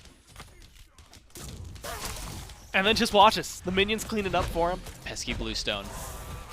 Pesky Bluestone. A little bit of extra damage. And sometimes that really is all it takes. Really, in that case, it's the Bluestone that Neil applied to Scream that kept him attacking Scream, which caused the minions to continue the aggro. It's unfortunate on both routes. Bluestone, yeah, you get the extra tick damage, it's really nice, but it keeps you in this style of combat, locked in against the minions. Oh, Neil, don't fight around the minion wave. You want to clear that out. He's fighting like deep in the minion wave total. You want to clear that out first and then go for the fight because then you won't die to the minions again. Also, getting some backup from Genetics should probably help out. Does Genetics have the wrap? Scream's got the wall and the spin. Double tap still available. Likely to use that for secure against this blue buff? No, will not actually get the secure. Blue buff is taken by Awesome Team 408, but adapting Oath, they're looking for the lockdown, and they've got enough of it. You trade Scream in the blue, you pick up Genetics and Neil. Mike has to play it safe and evacuate earlier, else he could have been a casualty of war as well. Instead, Invade now going to be successful, and on the other foot, adapting, going aggressive. Couple early kills for Revenge Tour, setting them up. About 800 gold. But it does not seem like a team, J-Mac, at least in my eyes. That looks like they are going to slow down anytime soon. What is it? Did they swap? Did Scream decide he didn't want to play in solo for a moment here? Let's adapt and clear out a wave and then clear speed in red. Was mid laner, I guess, getting a little bit of... Maximizing farm, baby. Doing the most he can. Adapting was already over there, I guess. Said, hey, just go ahead and clear the wave, and maybe didn't tell Adapting, oh, hey, by the way, I cleared out like 2 or 3 of your jungle camps along the way, but at the end of the day, I think comes out at least as a net even between the two of them. But 3 kills on the board for Revenge Tour. Spreading out the love of the kills at the very least. We've seen in games before where one player, and I'm just going to say it's a worst turtle over anything, where he goes like 9-0 and then a big shutdown kill happens, and that's part of the reason why we were actually able to see return back. So this even let's play a lot of this. He understands what his damage range is, how much he can take. This is a tricky question for you. Yeah. Who feels worse in that? Adapting, not getting the kill, Oath having to use his ult to disengage. Jake, maybe because he dies, might be on that list now. Probably Jake. Jake definitely because of the death. Then the trade in mid. Things go awry. Scream, getting bullied slightly over on right, which is a nice change of pace if you're Neil. And Genetics is over there as well. No ult. Not much he can do unless he gets a nasty wrap. Well, that's going to be a back and teleport in from Scream, so it might not be too much. Instead, pressure on left from RevengeTour. JMac, I've got to give them credit where credit is due because they have been doing it phenomenally. RevengeTour's farm splitting is on point. I mean, they are on top where they need to be, making sure that everybody is getting about as max as you can. And it is now led. Small experience lead, nothing too crazy. Mostly in mid, a little bit there for Lasbra. That's just the jungle diff right there. No one had to effectively split jungle farm to each other. They're the ones who've been doing it since Season 1. Neilma leaps, and that'll be the death of Neilma. Adapting will get this kill for himself. One more in hand. Never mind. Okay, no, he's got ultimate. He's good. Well, might lose his life for it, though. Yeah, in a bad spot. There's going to be the Death Gaze Genetics. Enough of the burn down there. Double tap not going to connect from Scream, though he's mostly using it for clearing his own cooldown buff. Blue, pulled by Lasbra into the tower. Admirable, I think, from Genetics to step up and try to steal it anyway, but unfortunately for them, they're not going to be able to get it. They do still get the kill, though, so 1 for 1 on right. The JMax, I keep looking up towards the gold lead, and that might change here. Scream gets wrapped. Great shot from Genetics. No follow-up, though. And a nice little knock-up coming from Lasbra. Instead, balances things out. I can't believe Scream's staying around, but even better, Jake gets a solo over on left. The ult for the kill leaves a statue in memoriam. Kirmi put down in the ground. And that's the benefit of now buffed Medusas. Even if you're not looking at her, 85% of the damage from that ultimate still applying as to its previous 75%. And while on paper 10% doesn't sound like a whole lot this early in the game, already having Transcendence, Bluestone, it's a nice extra boon in power for Awesome Jake. And gets him back on the board after dying earlier to the multi-man gank towards his lane. Needed that little buff up. Needed a one-up over Kirmi to get himself back in this game. Effectively does so. Now he can go back, work on some lifesteal of his own. Whether he wants to go for Devourer's Gauntlet for double stack, probably unlikely. Soul Leader would be a great option for him because he's going to get a lot of ability damage to be able to heal back from there. It's a great pushback for Awesome Jake. And probably the boon that Awesome Team 408 as a whole needed to try and get back in this game. I'm going to give Lasbra a chance here. Maybe show us what's going on. Shield buff does go towards Kirmi. It's a small win, especially when you consider what I believe we have. Maybe they'll have to hold that thought for a moment instead. Fight around the buff camp. Great walls to lock people in, but you maybe rocked in the long side. Adapting. Does go down, but it's traded 1 for 1, jungle for jungle. Lasbra getting low, needs a little more help, and Oath is there to provide it. Gets Mike low, forces him to start to fall back. Not quite in the grayscale yet. Knock up good. Roll forward from Kirmi. Shots just shy of connecting there. Red health bars for 2 members of Awesome Team 408. Both of them able to get away, though, J-Mac. And it's just an unfortunate scenario for RevengeTour. I'm baffled. Flabbergasted even. That Awesome Jake did not go in with 3 targets at that low of HP. Maybe the threat of a belly fraught from Lasbra with some damage out of Kirmi after, but Kirmi's just a ROM.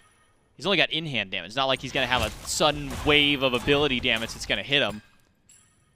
Maybe that's why Jake's there playing and I'm just watching, but I would have thought that he would have dashed in after that. Well, he used the dash to get out, but still walk forward and continue to put threat up.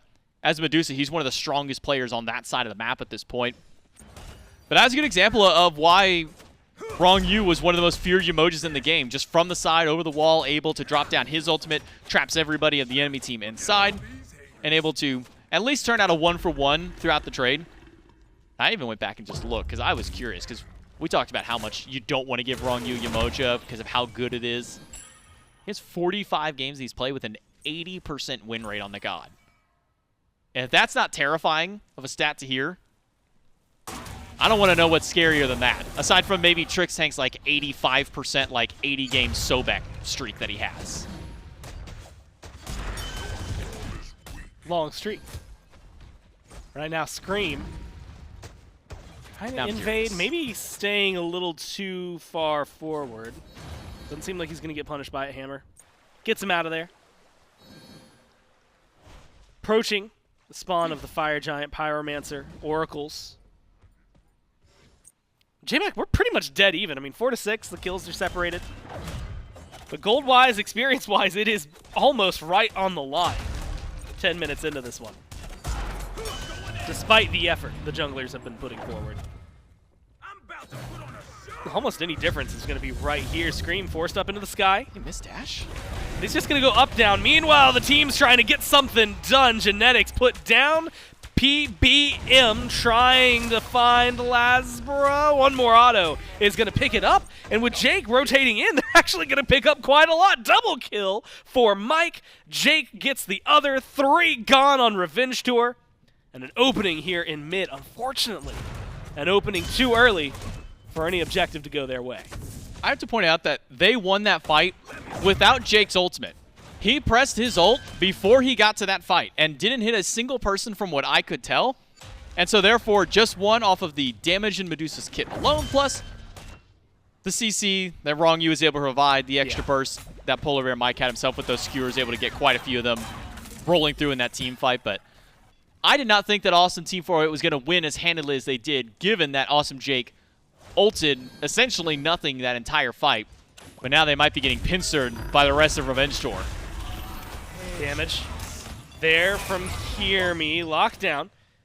Good from the other side. Jake, though, not going to be able to pursue it with Wrong U's help. Instead, Hear Me runs back to tower. It's going to be A-okay. 30 seconds till the beacon spawns.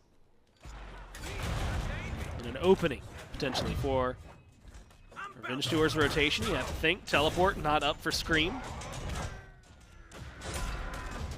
As well as the fact that despite bullying earlier, in fact, even having a level lead, he's now the one on the receiving end of all the damage. So it's the natural progression of playing a warrior in the solo lane, especially one like a Cullen. You get the transform, you get a free health shield, another rotation of abilities, an extra ultimate available.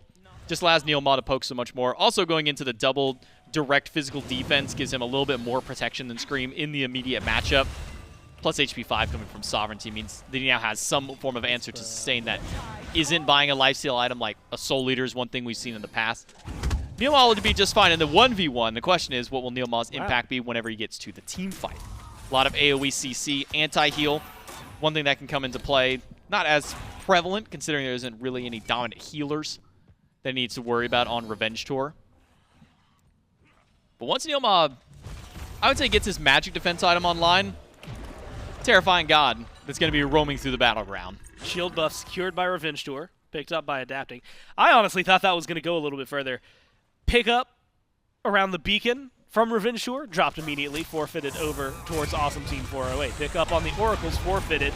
Now pick up onto Kirmi, getting low, Death Gaze used, so was the Petrify from Medusa, not able to find anything. Lasbra. Intoxicate dropped down, Adapting's just over the wall. Baiting him in. Low health bars for Lasbra and Kirmi. Have to play this carefully. Root good onto Wrong U. Not a lot of follow-up to work with. Instead, Revenge Tour is going to back away. Adapting's back gets canceled. Lasbra's still here. Kirmi nowhere to be found. No one rotating over. Looks like a clean tier 1 on left. Scream once again forced up and down. And so small skirmishes. Big fight wins for Awesome Team 408. J-Mac, they're turning their attention over to the Gold Fury, and there is not a soul in sight from Revenge Tour to stop him. Kirmi snipes. There is a ward there. He's got to wait out the snipes just a little bit. Now's the time to fire. 1, 2, 3. He got it! Tour gets in the shot! It's so good! It's so clean from Kirmi! Oh, wow. The Astral Barrage. Well-timed. And if you're Awesome Team 408, that's got to be demoralizing. The cherry red Ferrari, just so free. You get that movie reference? That is a very look. If I can count on you for one thing, J-Mac, it's obscure old it's references. gonna be like really niche, old, but very specific to like millennials that were born in '93 references. Who like, watched Adam Sandler movies. Yeah, it's gonna be. You like dredged up memories with that, man. I'm like having flashbacks. Instead, I'll flash forward currently to the fight that's going on. Wall, double tap, damage, spin to win. Up into the sky goes Thor. That's going to be a clean kill from Kierme onto Genetics. Nothing to worry about. Stun connects, body blocks, lockdown. Needs to be good. Wrong you, not much to work with. Beats used wall. Just stronger. Keeps him locked in, but Yamoja, tanky and not going down easily here. Takes a while. A long chase. Even a few ults thrown out by Awesome Team 408, but they can't save the support. It's 2 kills for RevengeTour. I want to point out that Wrong You popped his frenzy to try and get Jake to go back in and help, and Jake just sat there and said, here's like 2 auto attacks for you. I hope it helps. It didn't. Spoiler alert. But RevengeTour now with their semi-global presence in this Thor, finally being able to roam out of lane, we start seeing the impact of the solo laners specifically. Mike and Neil diving the tower as far as they can, but Neil, while very tanky, not tanky enough, especially with adapting now on the way. Bubble popped on Mike as well. Beatake is still up. Doesn't seem like adapting's going to be able to catch up in time. Neil? Might be a secondary target. Doesn't seem like that's going to be in their mind. But J-Mac, this is like one of the bigger gold leads we've seen at this point. It's still only 2,000 gold. 16 minutes in. Starting to be worth a little less and less as time goes on. RevengeTour. I think in a good mindset, good team fight position. But it's not the team fights where Awesome Team 408 have been accelerating. It's Genetics wrap into an immediate ult into somebody find the kill, please. That has been helping them out. So still, options, opportunities available for them. None on the map right now, though. No Pyromancer, no gold. Beacon in about 1.5 minutes, give or take, with fighting.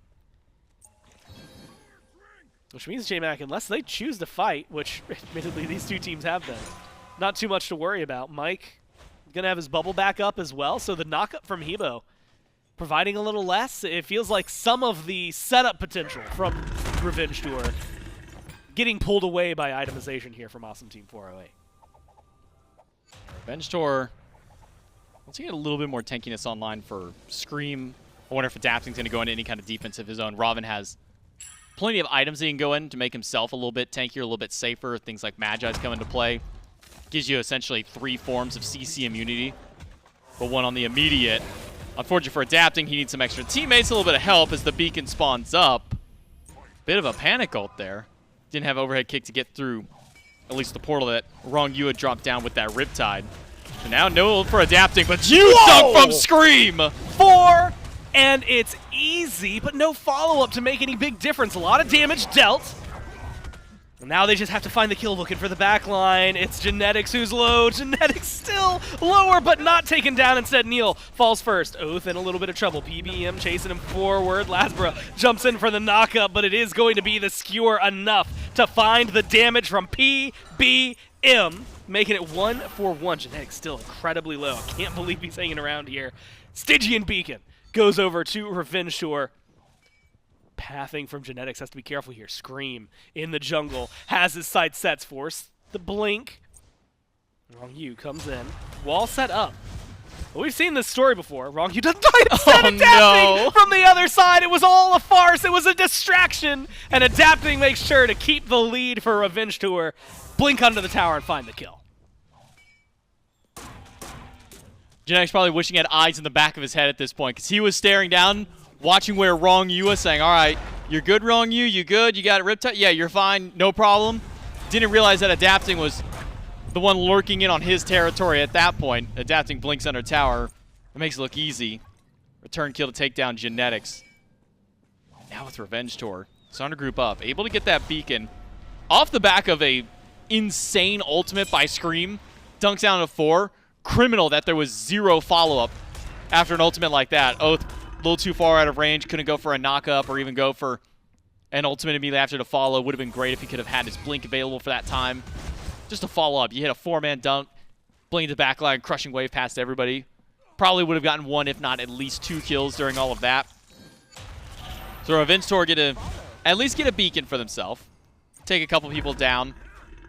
Making sure to shut down Genetics. I can't even say shut down the 1, 5, and 4 Anubis jungle that builds a bit of defense. Now, I don't know about you, Gore, but typically on my Anubis games, I don't really build a whole lot of defense because he's the guy doing a whole lot of damage instead. But yeah. You kind of want to just kill him dead before you die. Yeah, that's typically the idea. Same with gods like Hebo, though Hebo you can build a tankiness because your base numbers are just really high. Anubis is not so much, especially when you need a lot of that lifesteal to really stay alive. But Revenge Tour are able to get themselves a Primal Fury. That's going to make the Fire Giant that much easier to take down, that extra 7% that you're going to get per stack of Primal Fury, up to a max of 3. 7% extra damage you do towards the monsters within the jungle and the bosses, but also 7% less damage you take, which means you're going to hit Fire Giant, Gold Fury's Pyro's a little bit harder, not take quite as much damage as if you were 1, 2, or even 3 stacks less than that. Jake looking for an engage. Unable to secure the shield buff. I was wondering if Adapting wanted to try fighting that, but it's not going to be the option. Revenge Tour right now, J-Mac. A lot of control. That is going their way. Genetics ult down? Oh, down. 1 in response to the other. So a small little reset here. Revenge Tour 21 minutes in, 11-8. Still hovering just above a 2,000 gold lead. We're going to be talking about the beacon again in a little bit. Titans potentially coming unleashed. You have to imagine, I mean, compared to the pace of last game, 11-2 for the kills. Revenge Tour were just ahead every step of the way. Mike right now 3-0-3. You know, we talked little bits about this set. But specifically this set after getting the Magi's has just been a blessing for this team. It's been very hard to kill Mike. Obviously, they haven't been able to do so just yet. But it gives Mike just a little bit of extra tankiness, but most importantly, that instant safety factor. Yeah. You know, we always talk about having, you know, beads and Ages. Those are things that you have to activate yourself, things that you have to manually press. You know, do I want to get myself out of this CC? Is this CC dangerous? No. Okay, I'll hold on to it. Magi's makes it to where you can make that decision a little bit easier for yourself. You can say, I'm going to go for this tower dive. If I'm trying to dive Oath in this case, I can now immediately beat his knockup, and I'm not worried about him at all, and now there's no threat on this Evo. Well, Lasbra eats the Death Gaze first and foremost. Burns him down to the ground. Whoa, Kirby? The follow-up Kirby with a double kill. Mike is at least able to turn another one around, but Scream comes dunking, and Mike is too deep. Well played by Revenge Tour in response. Kirby in a good spot as well. 2 left alive. Genetics, the help of Neil, might be able to step up to Kirby, but they have to play carefully here. Losing Oath and Lasbra slows things down, but Scream teleports back into mid. It might be a little bit of an early zone, but are going to be going for the beacons. J-Mac goes back to a nice little relaxation. What a moment. What a couple of plays coming from Kirby. And I have to imagine, at this point, especially Beacon getting capped pretty quickly and easily here, should be by Revenge Tour. We're going to be looking at Fire Giant relatively soon. Fire Giant, Pyromancer about to respawn, Titans about to surge up the lanes. And with this 5,000 gold lead for Revenge Tour, doesn't seem too significant just yet. Experience not mattering nearly as much once he's level 20 start pushing over. But Revenge Tour have had the momentum in these last few fights. Go back to the previous Beacon fight. It's Scream with a 4-man dunk, and while it doesn't necessarily get any kills off of it, it kind of sets the tone for what Revenge Tour is capable of, what would or could happen if some follow-up is there. And so more so piques my interest as to how the fight around the Titan will go. We talked last time, okay, Titan's all the way in left. Do you leave it there? Do you fight on the right-hand side? The answer that was yes. We let the Titans do their own thing, and then we fight around Fire Giant. that's where Revenge-Tor won their fight and then subsequently ended the game beyond there. Now that it's on the right side with Fire Giant, I don't know if that necessarily makes it that much easier of a decision because now you can still be near fire and also be right by the Titan, so you can kind of expedite that thought process for yourself. But with Lasper going in, might not be a chance to fight around Titan or fire. Genetics seems to be the target here. Already half health, Death Gaze used, and he's burning up a lot! Gets a lot of damage out there for his team, but it is going to still be 1-for-1. Oath falls down in response. Lasbro locked up, pushed against the wall, and an easy kill for awesome Team 408. 3 left alive, Titans clashing in right. Scream is going to back, adapting, pathing carefully, and Kiermi visible in mid all by himself. Has to use the beads, uses the Aegis. Does not have the ult to try and get away, needs the help, does not have it. And it is going to be a shutdown kill going the way of Neil, Ma, and pressure on the Tier 2 tower from Awesome Team 408. That might have been the most valuable runic, second most valuable runic bomb I've seen. The first one was somebody dropped a runic bomb, it didn't even blow up, and they got a set of purification beads for free from that. Aside from that one, the most valuable runic bomb that could have happened for Genetics. He drops down, ult says, I'm not going to get anything here. But as soon as he goes into that ultimate, he drops Runic Bomb at his feet and knocks 2 people away from him to set up for not just his damage, but for Awesome Jake to follow up with him. Well, as they set up for the FG, and presumably the fight that's going to be around it, especially respawns for Revenge-Tor. Looking at Awesome Team 408. Now, especially, as they lose the Pyromancer, what their comms are like. We should run. Are they chasing us or not? Are they They're chasing going to chase Jake. Yeah. I'm fine. It's not him. Yo, I'm on this guy. Fucking guy. Sure. I have Rune 1. Thor 1. Nice. Chill now. Chill now. Gold's like everything's up, yeah. We can just, We gotta clear Titan. We gotta clear this Titan too. Yeah, clear I need to reset. I'm gonna go clear all this shit. I have blue stun done. I'm fucking absolute just go to beast, gold. man. I can TP over. I'm getting the Titan real quick, boys. They're not even going yet. Yo, can you guys 4-man gold and I'll just go shove up right again? Is that bad? Can do, yeah. Can we shoot the fight? Go fight it. That's where Ravana's gonna go. No? Okay, sure. I can go. I have blue stun, so my DPS is better on fire. They might I have pen now too. We even knew looks like they're even going gold side. You never crossed this word to right even. We should go and pull this. Yeah. I don't have any rages all, okay? All of them do so. I have no beats. You see Hebo and green. What the fuck? That's okay. Yeah, sure. We should pull. Okay, I'll pull and stuff. Neil, start. Don't even zone. Don't even zone. No, I'm not gonna. Just pull it. I did. Yo, I'm gonna watch mid. I'm gonna watch mid. I don't have full by the way, boys. Doesn't matter. They have no. They don't have a bomb. You have 3 mid. Behind. You guys see him 3 mid. We can go back a sec. Hit him. Just poke him. That's good. If he, I'm gonna dash on him. I poke Robin. Can we chase that? No. I'm staying on fire. I'm here. I'm killing Bacchus. Okay. Spin him. Should I keep I'm it gonna leash? stay on. Rama rolled. I'm looking at their carries. Look at Rav. I don't have blink though, okay? I'm ulting Rav. Okay. Rama, you mean? Rav. Okay, Rama. Rav is 1 HP. He ulted out. Big ult. Huge. Damn. I got Thor ulted. I'm with you in a second, Neil. I'm with you. Rob ulted out. He builds ult. I don't have anything. I'll kill everybody. Nice, I rooted him. Rama's gonna fall there in a second. I'm going Rama. Robin on your right, okay? He's low. Ravana no ult. Nice. Thor killed him. Just shove them mid. Yeah, I need to defend right. I need to defend right. I'm defending right. Someone's gonna go for it. Thor's gonna go for it. It'd be Robin. Yo, me and Ronnie mid, you do whatever you want. Nice. I have TP when I spawn at 40, but it's Yo, Robin no out, Ronnie. We can get the Robin fuck has to go for this, no I shot. don't have full though. Robin was 1 HP, he fight. probably backed. I don't think we can get Phoenix Ronnie, actually. Nah, we don't. You just clear a wave, you good? Yep. I'll be around if they go on you. I'm okay. I have speed row. Okay. By the way, just one thing. This Bacchus is dropping his horrific super early every fight. We could just bait a fight. He's just literally using it. Yeah, cut it out. Yeah.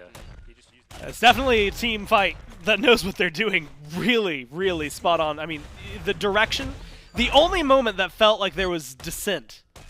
Genetics saying he was going to leave to go for Bacchus, chase down the kill. Maybe cost him an FG, but they get so many afterward, J-Mac, that you have to assume it's a little worthwhile. Unfortunately, like they said, unable to get Phoenix with it. No FG. And since Revenge-Tor gets to respawn in, we're still 5,000 gold up for the Chaos team and maybe a little bit more. This could be a massive kill if Adapting can find it. Looking for the solo, has a little help coming in from Scream, locks down PBM, kills him off. And a much-needed kill on the 6, now 2 and 7. Mid laner for Awesome Team 408. I think another big part that comes from that Fire Giant that I pulled from it was they start the fire, they recognize that Lazar walks in, they know that this is also a Bacchus who does an immense amount of damage just with his base numbers alone. Knowing that there is steal potential, they do what I try and tell every single one of my teammates ever whenever it comes to a Fire Giant. If a single tank has walked in and that fire is at half HP, just kill the tank or send the tank back to base. If you can do that, their steal potential drops to 0. If there's no tank nearby, there's no one who could possibly steal that one away. They turn. Maybe it does cost them the fire, but they at least don't give the fire to the enemy team. We listened into Awesome Team 408. Now Revenge Tour on the other side. Set up, dancing around, need to respond. Technically with the lead, J-Mac. Specifically how they set up for the Fire Giant. I want to see how they're doing it. Yeah, I'm maxing my beads here. I get beads upgrade. Do you want to go here again? Can maybe before? Do you have a speed buff on you, Kenneth? Good. Yeah, nah, for like 10 seconds. Okay, take that one. Power responding And first. Lewis mid, Medusa and green. I actually do a lot of damage Set to their dash tanks down. now. Okay, that's good. Medusa just water green. Yeah, man, we could just poke these tanks forever as well with me and Oath. If that's how we want to play, I can play with poke as well. They're going Just to pyro. They're going pyro here, guys. If they get pyro, they Yeah, they get it. They get it. Yeah, it's fun. It's okay. I don't want to go right side because they could pull FG. I don't think they can pull in front of See me. Medusa You mid. wanna go shield camp? Medusa Dude, mid. their soul I'm gonna laner's go. so I'm gonna go get fucking pop weak. buff and stuff. Yeah, go I'm get gonna shield get camp pop and maybe buff go and look for a fight. I'm backing for wards. That's in left right now. Emoji's also in left. I kind of want to look for this guy's Magi's. You could look Medusa Medusa's here. right. Medusa right. I'm gonna look for. I'm running at this I'm guy. playing with Yeah, Strike. I'll look for it with you. Set Magi's down. Do you have a TP screen? So- Yeah, was 10 left. and 10. Set's in left. Emoji back. Emoji just back. He's here. He's in front of me. In front of me. Yeah, yeah. You gonna look for lookup? 3 and left. He's running. I got him. 3 and left. Are we Nice, just? good Are we job. going fire? We can just do this. We just use the ultimate as well. Did you I blink? think. I only ulted. I only ulted. If you wanna get this and be slow, You guys should do Oni, I yeah. think. Yeah, I think that's okay, the okay. only. I think we should do only. I think we should do carpet only. for you. No, Oni, I'm gonna... Sid's hovering. Look at I'm me. coming. They're We here, win this they're fight. here. They don't have Medusa. Yeah, just play back into Oni. I'm looking for his matches. Help me with this, you. I think Pull in, his Magi's are down. His Magi's are down right now. Can we pull this? Hitting this guy. Yeah, just pull it now. Emoji. Set here. I'm looking for stun him. He's gonna have to dash. He dashed.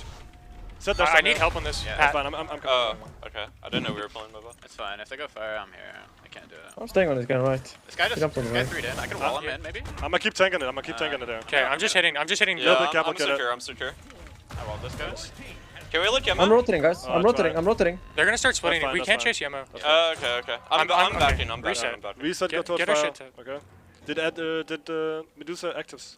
Yeah, Medusa Aegis. Alright. I guess, yeah.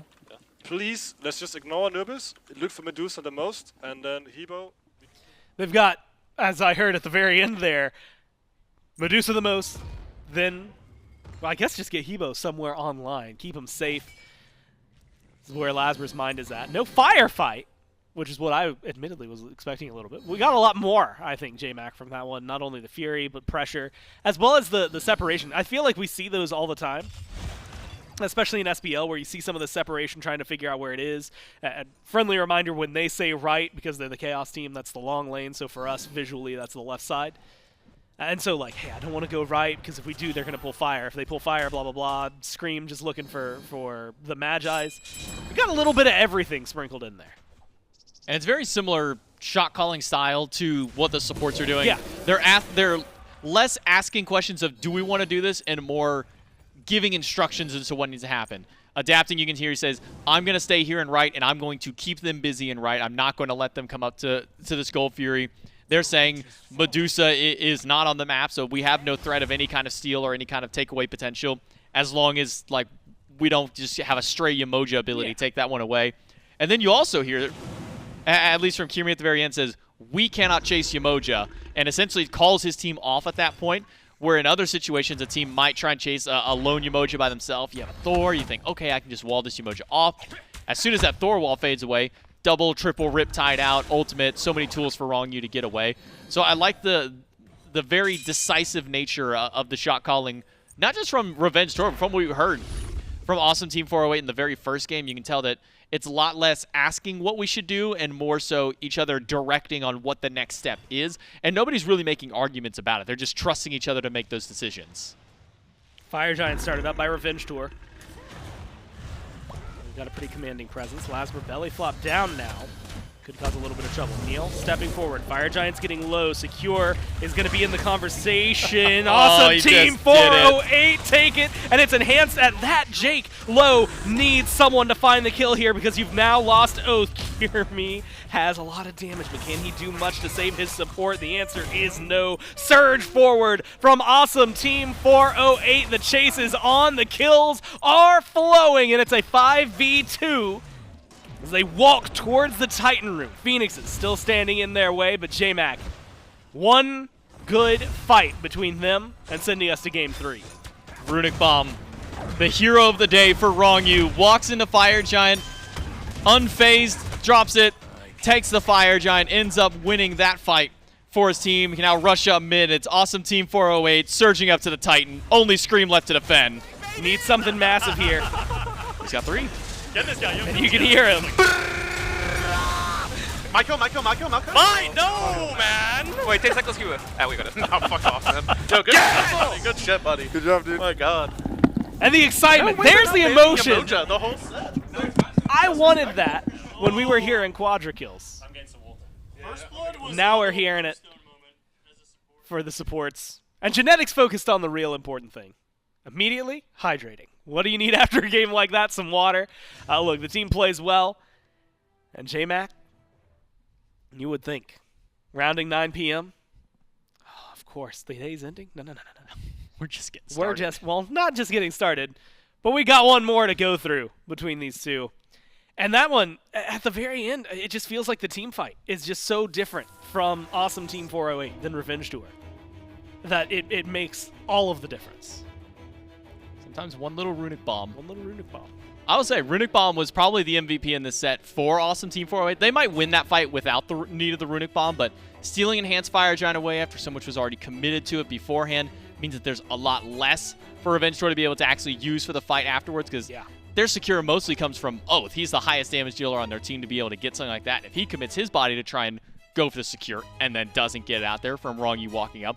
And then going back to even the Runic Bomb that Genetics used earlier on in the game, where he drops it at his feet, able to knock back 2 people, delay a fight a little bit longer, and turn a fight. Those are the kinds of plays that you don't often see, because Runic Bomb is just the, oh haha, we're going to walk in, we're going to take your Phoenix, or we're going to take your tower. Seeing it actually used in team fights and being able to steal objectives just goes to show how impactful one little consumable and one little buff that just kind of got left over, at least for Awesome Team 408 to take, has made an impact for them here in the second game. Well, we'll find out. Will Revenge Tour be able to find revenge after game number 2, or will Awesome Team continue to be awesome and win this set? All of that right after this.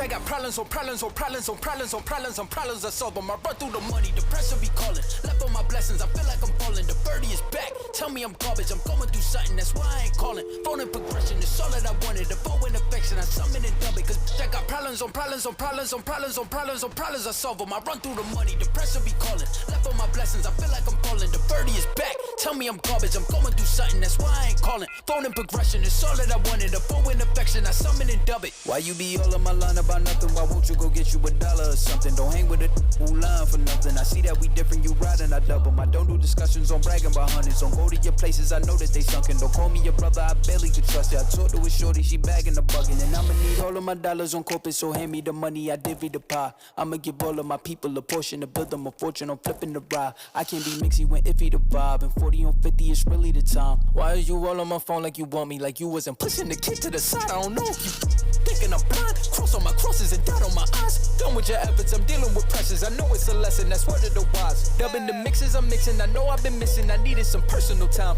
All the pictures, dimensions, I don't with your digits. I mean it, I'm staying inside. Cause I got problems on problems on problems on problems on problems on problems I solve them. I run through the money, the pressure be calling. Left on my blessings, I feel like I'm falling. The birdie is back, tell me I'm garbage. I'm going through something, that's why I ain't calling. Phone and progression is all that I wanted. The phone and affection, I summon and dub it. Cause I got problems on problems on problems on problems on problems on problems I solve them. I run through the money, the pressure be calling. Left on my blessings, I feel like I'm falling. The birdie is back, tell me I'm garbage. I'm going through something, that's why I ain't calling. Phone and progression is all that I wanted. The phone and affection, I summon and dub it.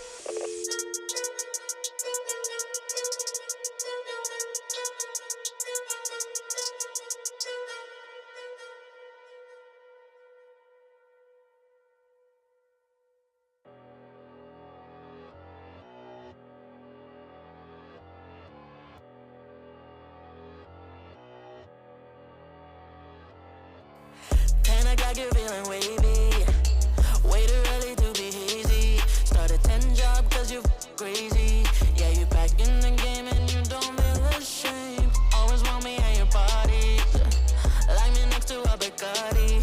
Cause you know I'm spinning faster than a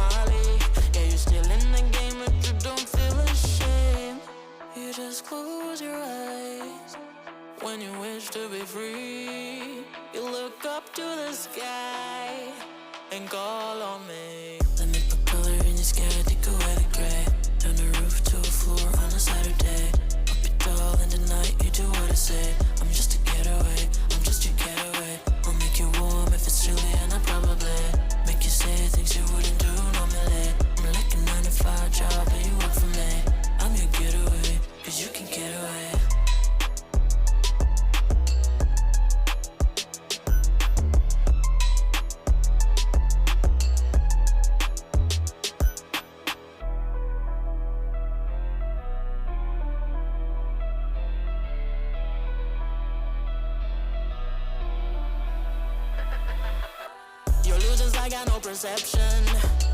What is real, what's your projection? I make you dizzy and your head got no protection. You're lost in the game, can't remember your name. Calling on the horn and my ship will come to play. You can get no sleep, stay awake to numb the pain. Make you save your problems for another day. I'm your getaway, but you can get away. You just close your eyes when you wish to be free. You look up to the sky and call on me. Let me put color in your sky, take away the gray. Turn the roof to a floor on a Saturday. Up it tall in the night, you do what I say. I'm just a getaway, I'm just your getaway. I'll make you warm if it's chilly and I probably make you say things you wouldn't do normally. I'm like a 9 to 5 job and you work for me. I'm your getaway, cause you can get away.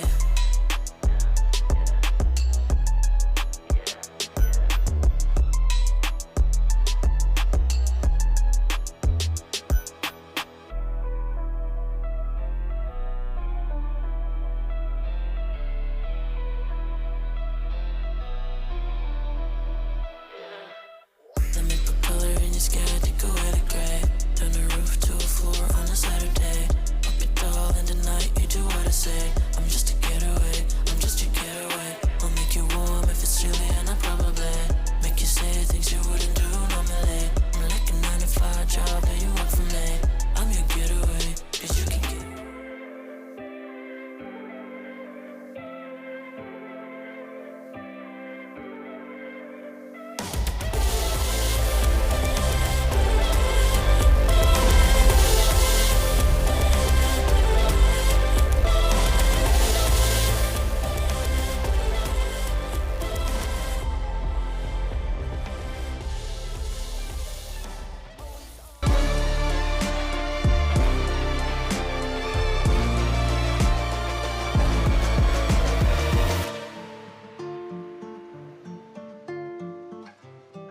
Well, it's all tie here. 1-1. Winner moves on. Loser knocked out. I guess we get to see him Saturday, but you know, what was it you had said? It's the best of the losers at that point. Yeah, the best of the worst of the best, because they are still all really good at Smite, as it turns out. That's what they're going to be fighting for. It's Gort's J-Mac, and of course, it's now going towards game number 3 after game 2. And J-Mac, this one back and forth between these two teams. It feels like every step forward is met by a step backward, and vice versa, right? You're trading off constantly, a little bit of team fights back and forth until the end. And all it comes down to is maybe a little more than one little Runic Bomb, but one little Runic Bomb makes a huge difference. One little bomb that you can sell for 33 gold in your shop makes all the difference in the final team fight. It makes a big difference in the team fight before that as well, over sitting by the Stygian Beacon before those Titans spawn in. I think really the victory here for the support team, for Awesome Team 408, really comes from their team fight more than anything. In the individual 1v1 picks, aside from this moment where Jake absolutely just got the nice little style on Kirmi in the 1v1 matchup, a lot of this came down to just Awesome Team 408 showed up with less people, and then they would lose their fight. Or they would show up with the same amount of people, and they would go 1-for-1 in even trade. But once we started getting to the late game scaling, we started seeing less of Revenge Tour showing up together in large team fights. You look back to the 4-man dunk that Scream got at a beacon. There was 0 follow-up, and after that, Awesome Team 408 able to at least push back, stay alive. Sure, they lose the beacon, but then the next beacon spawns back up. We don't see that 4-man dunking. We don't see that attempted dunk. It's the communication from Awesome Team 408 and the adaptation in every single team fight, recognizing where the weaknesses of the team are. Hey, is there a Bacchus that's not very tanky? Cool. Wait till the Bacchus jumps in. Everybody turn and burn on the Bacchus. Hey, is this Thor not getting as much value? Cool. Once his damage is done, he has nothing. We can just turn around and blow him up as well. Mike waiting patiently on the set for the enemy team to expend their cooldowns before he goes in. That adaptation made on field now makes it to where he's much more destructive in a sense up against him. He now no longer has to fear a knock-up or a crushing wave from Oath. He can now just wait those out, dive in after, and then rejoin the fight. Still with his own Magi, still with his beads and everything else there. So the more patient play at the end is kind of what comes down to it, and I think that is sometimes seen maybe just from the eye of the support player. They're the ones who sit back and they really analyze and assess the situations. They're the ones a lot of times, you know, we talk about players like Neil Ma, he'll come out of a game and go, hey, here's where we messed up, here's what we need to work on. That in-between game, it's not just the once the set is done, what do we need to work on going into our next matchup or our next week or whatnot. It's that in-between game change-up that we see from the supports, and really that on-field practice is what made the difference for them here in Game 2. Sometimes that's the big difference maker, which we saw. I guess I'm just reiterating the point you made. Whatever. We can jump into picks and bans for Game 3. Look, it's getting late. We've been here a little while. And so we can figure out which team is going to take it home. Is it your fault or are you taking the blame? I guess I'm taking the blame for this. I've been told by everybody in the back that they are blaming me for this long day. And that's because I said the phrase, games will be short 25 minutes, and they've been anything but. Yeah. Which, that's my admittedly, like, look, I'm not trying to call you out, J-Mac. But you are, and I accept. But I will. And it is just like, what SMITE have you been watching that you thought we'd get 25-minute or less? I was games? watching what we saw at Divisional Stars. I was seeing expectations. Whoa, hold on. I was going off. I was using the troll games as my example. And you're saying some of these aren't somewhat troll games too? There's money on the line this weekend. That's fair. There was not money on the line last weekend.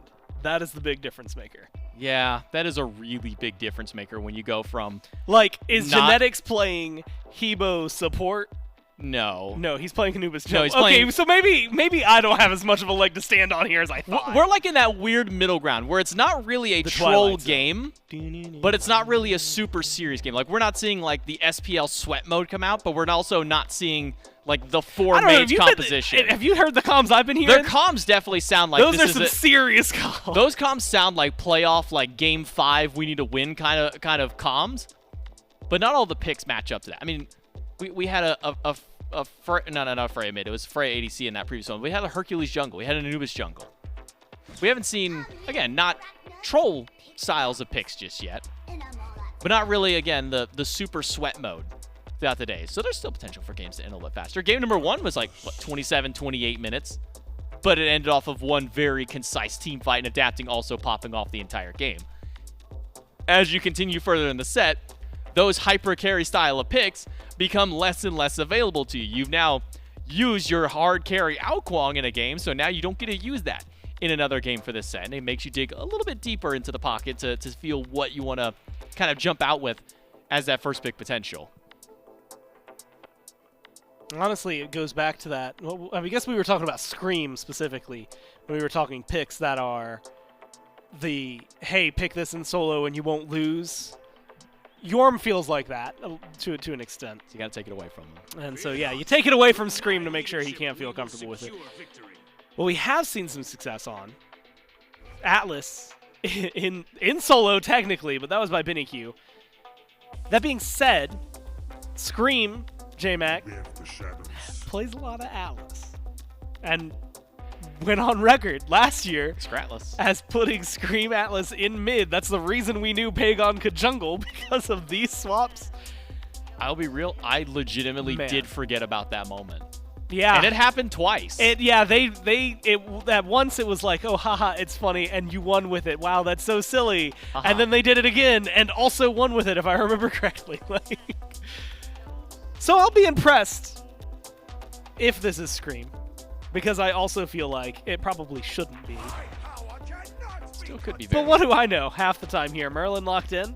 What do we really know? Which at least means that we aren't seeing Scream roll swap to mid, because Merlin's going to be over there. And I am certain that it is going to be him playing Alice at this point. Rat was locked in earlier. Horace Chernabog locked in response from Awesome Team 408. Second wave of bans coming through. Nuwa, first and foremost. And for those of you, look, it's been a long day. And it is a completely different hour than the last time that we explained this. If you played a god, or if a god was locked in, doesn't matter if you were on it, your team was on it, as long as it was on the field in Game 1 or Game 2, it is just straight up unavailable. That's what that middle of the screen is getting at. Then on top of that, you have the bans, and of course whatever the team is taking away from you. So limited god pools. That's also where you're going to start to see maybe some more niche, let's get rid of this because they can still play that. Let's get rid of this because they, we don't want to deal with this. And so Nuwa, Pele, banned by Revenge Tour, Loki, and the Jing Wei, banned out by Awesome Team 408. And J-Mac, with Rat and Atlas, Merlin and Iza, I feel like we're starting to narrow some things down a little bit more here. But not quite fully, because it could still be Rat Solo, Rat Jungle, could still be Atlas Solo, Atlas Support. So those two having a little bit of flexibility up till the very end. Ares is the response from Awesome Team 408. Okay, so one of these 3 frontliners on Awesome Team 408 is going jungle, most likely. Jorm jungle doesn't really stand out to me as anything special. Horus, we've seen a little bit in jungle in the past, but do you want to run Horus in jungle versus in dual lane? Dual lane, you can get very aggressive, level 2, likely some very strong kill pressure. But you also need to make sure you have decent clear to go up against an Izanami, potentially Atlas combination. So maybe the most likely you put Horus in the jungle, give him a golden blade, he's got free clear. I hesitate to even bring up the thought of Ares in jungle, but you're doing it. But I'm doing it now to put it out there and to give myself an extra cushion. Is that flames do a lot of damage to camps. It's one of the biggest boosts that Ares has, is that his fire, just blanket statement, does a lot of extra damage to creeps. You're able to stack them up in lane very easily. It makes clear very quickly. The more health something has, the better Ares is at dealing with it when it comes to creeps, because he does percentage health plus the flat damage that comes afterward. So there is potential for Ares jungle. The problem is that if you go Ares jungle, Blink ult is your initiation. You are very unlikely to get anything beyond Blink ultimate to get any kind of real value, compared to if you go Horus in jungle. Now you have Blink stun. You have like Blink knockup. You can just walk up and stun them, get their beads, and then follow up and go with a slow immediately after. Or you could just straight up ult from the jungle, and now you have your entire kit to continue going after them. So looking at Awesome Team 408, my money's on probably the Horus going into jungle, Jormungandr over in the solo lane, and then Ares and Chernobog rounding out the duo with an Agni mid. That makes the most sense to me, but I will still leave open the option of one of these 2 Guardians, most likely Ares, going over into potential jungle position there. Opposite side, I think this Hunbats makes things a little bit easier for us to break down. For sure. Ratatoskr solo, Hunbats in the jungle. You get an Izanami Atlas, really strong lane, and then a bog standard mage and Merlin going into the mid lane. This feels like one of the closer to what I called earlier, the kind of sweat composition. Still not going super full Shroud, because a lot of the meta bands have already been, or meta gods have already kind of been picked up and taken away at this point. You don't have access to things like the Ravana anymore, the Wukong obviously off the table. But these are still gods that you will run down and try and win a game with. Hunbats, press 4 as soon as you hit level 5. You're getting somebody's beads, if not multiple people's beads. Very easy to then follow up beyond there. Atlas can walk up, burn a set of beads, as soon as he blows for a kinetic charge, and then into a gravity pull combo after. A lot of chase down potential for this team, especially when you also then throw in the fact that there's a Ratatoskr. Jump up onto the tree, semi-global presence. Feels like it runs very similar to what Scream did in the previous game on the Thor. Maybe with a little bit less so, because your stun is a little more conditional. It's a little bit more immediately in front of you, as opposed to a giant long rectangle that can hit a ton of people all at once. I think for me, it is entirely dependent on where this Horus is landing for Awesome Team 408. If I give them the advantage, if it's going in jungle, I think the Awesome Team 408 has a really good chance of winning this one out in just their base damage alone early. But late game, their follow-up is really where the question comes in. You have an Agni, long-range bomb stuns. You can get very easy initiation in that regard, set up for the rest of the team. So that's probably where I'm pushing this composition to go with the Horus in the jungle. Revenge Tour, their strengths lie in the team fight later on in the game. You have good pick potential with the Ratatoskr, with the Hunbats, but your team fight is really going to be where a lot of your breakdown comes late game, getting a multi-man Free New Evil and setting up for your Merlin and setting up for your Izanami. Yeah, a lot of dependencies, I guess, overall, but that's what they're used to, and we're going to be seeing them on the Hunbats, which JMac, they've played well, every single one of them. The question is whether or not, well, not even whether or not, someone will win. Someone will win. It's who will it be? Someone's going home. We'll find out in game number 3. Awesome Team 408, Revenge Tour. Oh, he's doing it. It's genetics. Why didn't I not just expect him to do that anyways? Now, you had talked about it. Yeah, I did. And I regret that I brought it up. Well, maybe not, because now I gave myself that cushion. Yeah, you know what? And that was a smart up. cushion to be putting out there. 58% in favor of Awesome Team 408, 42 over there towards Revenge Tour. But J-Mac, I do want to mention the fact that Ares jungle in Europe has happened in the past a few times. It's not always been the most popular, but it has happened. How successful was it if you happen to remember the matchups that went that way? Because I've seen Ares solo work out. Yeah, I remember the solo games pretty well. That's the Ares Walker. We remember those ones. The kind of I want to say I feel like if I can't remember it winning, it makes me think it probably didn't do so hot. Whole ton. Here's the big strength of Ares right there. Those flames clear like crazy. 3/4 of the camp's HP with a single cast of that, and you're clearing the smalls without any need to actually throw an auto. That's the strength that Ares brings to you in the jungle over anything else, or I should just say on minion clear. 15 damage to get rank 1 plus 1% of a max odds HP or 5% of a minion, considering how many times that ticks, that's 8. You're doing 40% of a minion's health just on that scale alone, plus the 15 damage per tick. You clear very easily, and then Chains also get an extra little boost to being able to deal damage to minions in jungle camps there. So, Ares jungle, good for clear. Neil low scream, trying to get it one more time. Won't this time around, though, at least this early. First blood avoided by Neil Ma. But he is going to get sent back to base no matter what. Well, I say no matter what. He's still hanging around, which is perplexing on my part. We'll see where he goes with it. Now, I do want to go back to this Ares jungle. And it is just because one thing, J-Mac, well, you give him all the strengths. One thing he does that is pretty easy to actually equate over towards the Hunbats, and is actually because Hunbats has gotten beads, it takes away the analogy a little bit. But typically, what we see from a Hunbats, what is it? It's blink, ult. That's his job. Yep. What does Ares like to do? Blink, ult. What do they both do? Pull beads. So in theory, if Genetics is the one setting this up, or if Wrong somebody else is able to pull some beads early on, Genetics is going to get some nasty pulls. Or if Genetics pulls beads, you've got Agni stuns and Horus stuns that are going to then be available to you pretty readily and easily. So something that I'm going to keep watching over him for.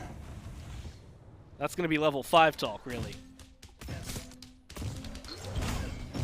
Do you think these teams are going to take it? You know how we'll watch a best of 3. Let's say you're in phase 1, week 3. Day 2, second set of the day, goes 3. The third game, what we've seen in a lot of those settings, always slower. You think these teams are going to abide by that? It feels like Revenge Tours, they're out looking for blood. They want something. They're going to find it right here.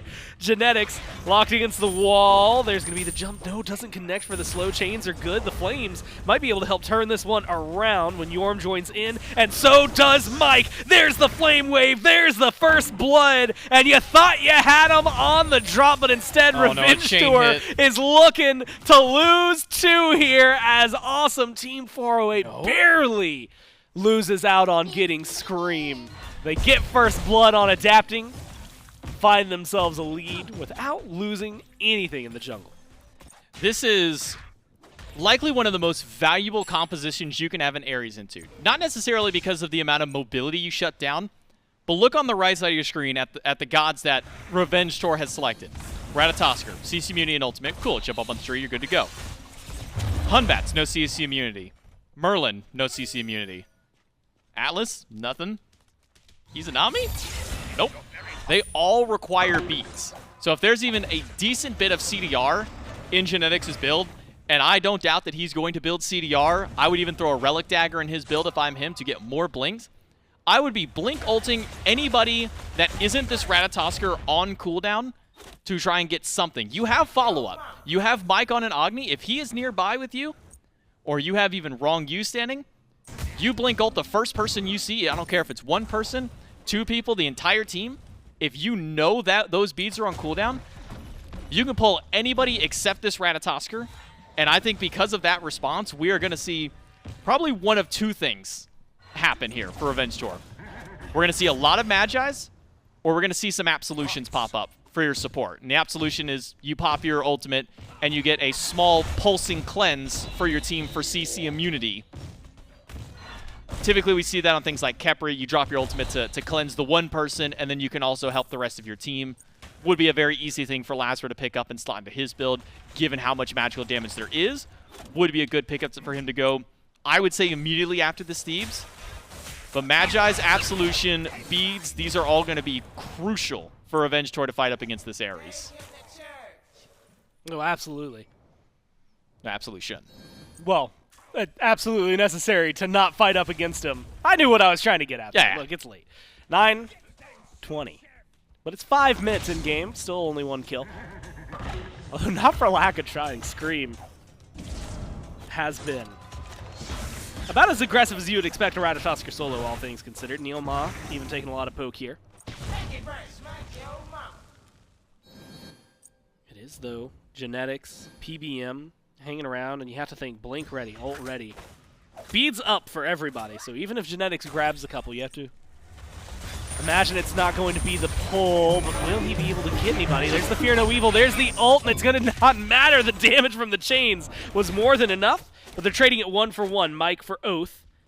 Adapting, unable to lock down genetics and get any damage. Jake uses the ult, engages in mid onto Adapting. And that's a lot of investment for not a whole lot over here. And the team's junglers, ults down, Jake, ult down, blink down. And it goes 1 for 1, keeping us within a few hundred gold of each other. I think Genetics was expecting Flicker to immediately follow after those beads from Oath and mid. Typically when you pop beads, when you have chain on you, you want to dash or jump away before ultimate does connect. So I gotta imagine that's what was on Genetics' mind, so he preemptively ults just in case the Merlin flickers. Merlin doesn't flicker, chain damage kill, so ult unnecessary, but still gets the job done by taking beads away without technically needing to use the ultimate, but was just that safety net for him. Doesn't quite have the CDR online to really make too much use of it just yet, but once Genetics gets 10, even just 20% CDR online, gets a little bit of defense, I would honestly say gets Relic Dagger. Yeah. I would love to see Relic Dagger from him. Keep doing that to Oath. Just keep bullying this Merlin. Yeah, how many passive items can he stack up from offense, right? Like, we talk about it from defense all the time. It's real easy. Like, hey, I'm going to grab Sovereignty, and that's going to activate my passive. Ha, ha, ha. Fun, fun, fun. Are there enough aggressive items that you would want to see that have aura on them that he can utilize to maybe give him that extra punch? Not as many anymore. Ever since kind of the removal of hybrid items in year 10, we lost a lot of those. A lot of stuff you do damage, but also give you defense. There's still some options. They would still technically be defensive, like Stone of Binding is a great one. Blink in, get a chain, automatically you're removing some protections from them. Outside of that, I think Genetics has probably the best one, which is Pythag's Piece. Well, there's going to be a pull on the That's Scream. The only one without beads, no ult, no nothing. And an easy kill for awesome Team 408 under the Tier 1 tower and right. Genetics showing what this Ares jungle can do. He's hanging out over there. In fact, doing something a little interesting as well. Rong Yu moving over towards left. Ares going to pick up some of the farm. Maybe going for an invade? And again, no beads, no ults. Oh, but teleport there is going to save that. Where's Rong Yu aiming for this one? Because they could go deep. They could go for a fight. They might find something. It's adapting. Split between Lasbra and Oath. Chains onto Lasbra. Going to keep him locked down. Damage is there. Flames are good. Jake gets the last hit. And right in front of the Fury. But do they feel confident with 3 members of Revenge Tour around? The answer is no. 8.5 minutes in is a little overzealous for a Fury anyway, so awesome Team 408 fall back to their lanes. Maybe a little bit of poke here and there. Genetics unable to find the chain after the invisibility disappears. One of the weaknesses of Atlas put on display there, aside from lacking CC immunity to be able to get away from something like that, that's just by nature of him. If he had CC immunity, he might be one of the best supports in the game. But the dash from Atlas, very easy to body block because the initial hitbox for the area of him also extends to any of his hitbox. So even if somebody is like slightly to the side of you, if they're still kind of clipping into your hurtbox area, when you dash, you'll collide, again, even if they're somewhat at the side. So even though he waits out the chain, the dash gets body blocked, and now Lasbra has absolutely nowhere to go. not much fault to him. Just the fact that Atlas is that wide of a god and that the dash has such a large range to be able to hit there. But again, Genetics is playing this exactly how you want to play it. If you're going to play an Ares jungle, you need to win very heavily before everybody else has the tools to deal with an Ares. If you are not going for ultimates, if you are not going for constant chains and getting damage all across the map, trying to kill anybody and anybody who walks through a lane through your jungle, you're playing the Ares jungle wrong. Because late game, you're just going to turn into an Ares, for better or for worse, depending on how your build goes. If you're going to build more defense, then you're just another Ares and you're another beads burner. If you go a little bit more damage, you're going to start falling off as far as your defenses go, and you won't be able to get those blink ults. So instead, you'll be the follow-up after. You'll be after Wrong You or Neil Ma goes in or after Mike gets a set of beads. So this is the best time right now, given Genetics' path, to really start to abuse how strong Ares' base damage numbers are whenever his scaling later will start to fall off as far as damage numbers are concerned. Mystical Male's a little silly, I won't lie. I was wondering where he was going to go. Technically, by his passive, this does give him extra damage for being an aura item, but he also just gets aura damage for existing. The downside of Mystical Male Ares is anything that Mystical Male touches, minion or god, will stop your blink. Yeah, it's going to cause a little bit of trouble. Although it doesn't seem to be slowing him down any in the jungle. Pull onto Lasbra. And a kill for Genetics. Now up into the air, Wrong You is looking for a cutoff path. Might have the stun just a little shy on getting the stun activation. Does not seem to slow him down at all, though. The CC is there. The damage follow-up is there. And we are looking at a 6-2 kill lead for Awesome Team 408. This is how you play, not just Ares. We're going to keep talking about the Ares until it eventually either falls off or it wins, and then we'll probably have to talk about it a lot then.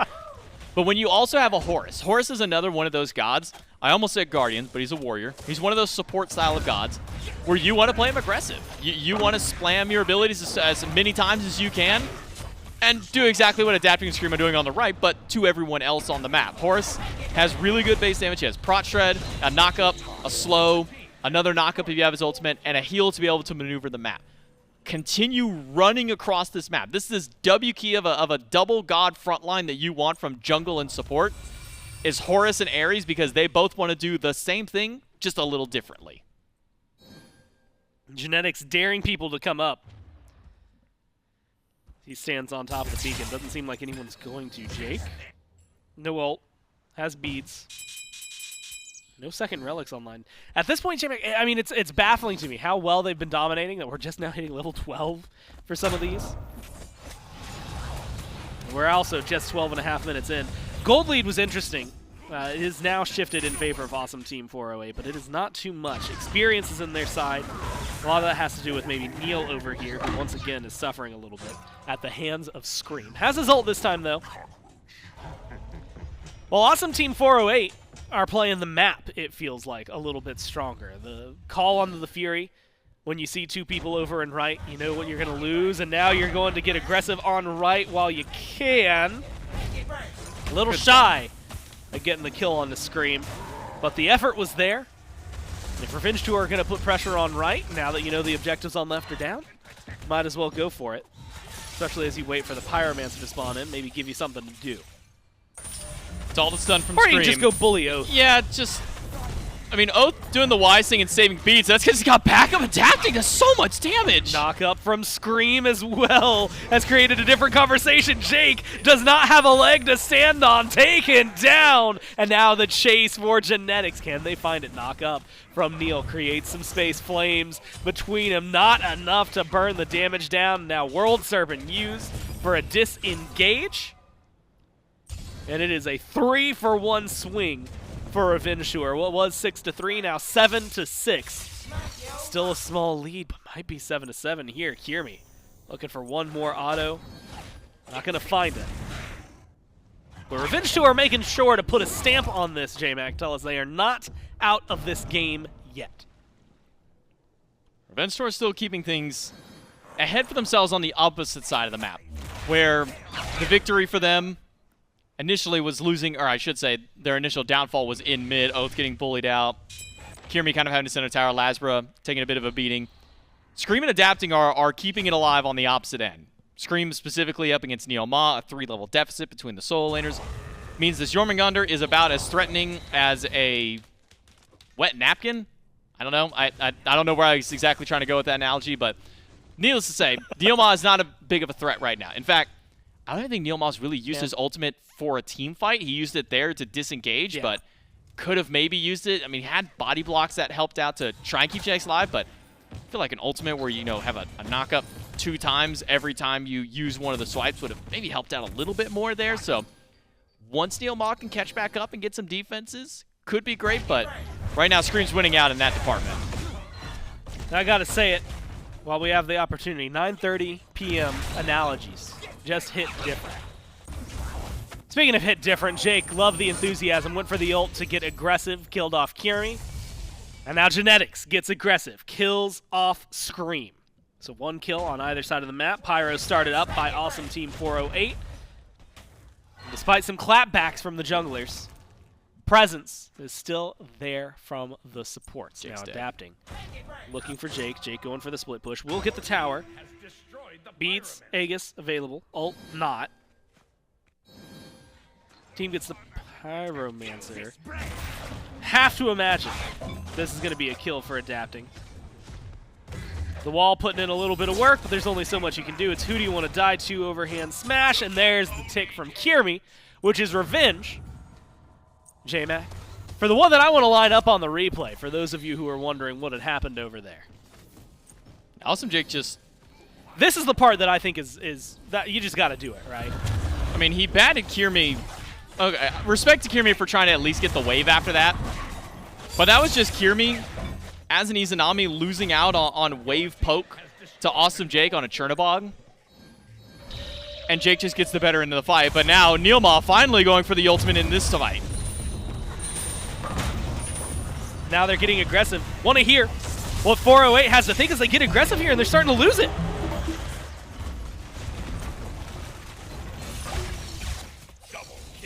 No, double kill. Jake just not able to get anything done. Chernobog. Unfortunately, turning things around, adapting with a great teleport. Gets him to the back.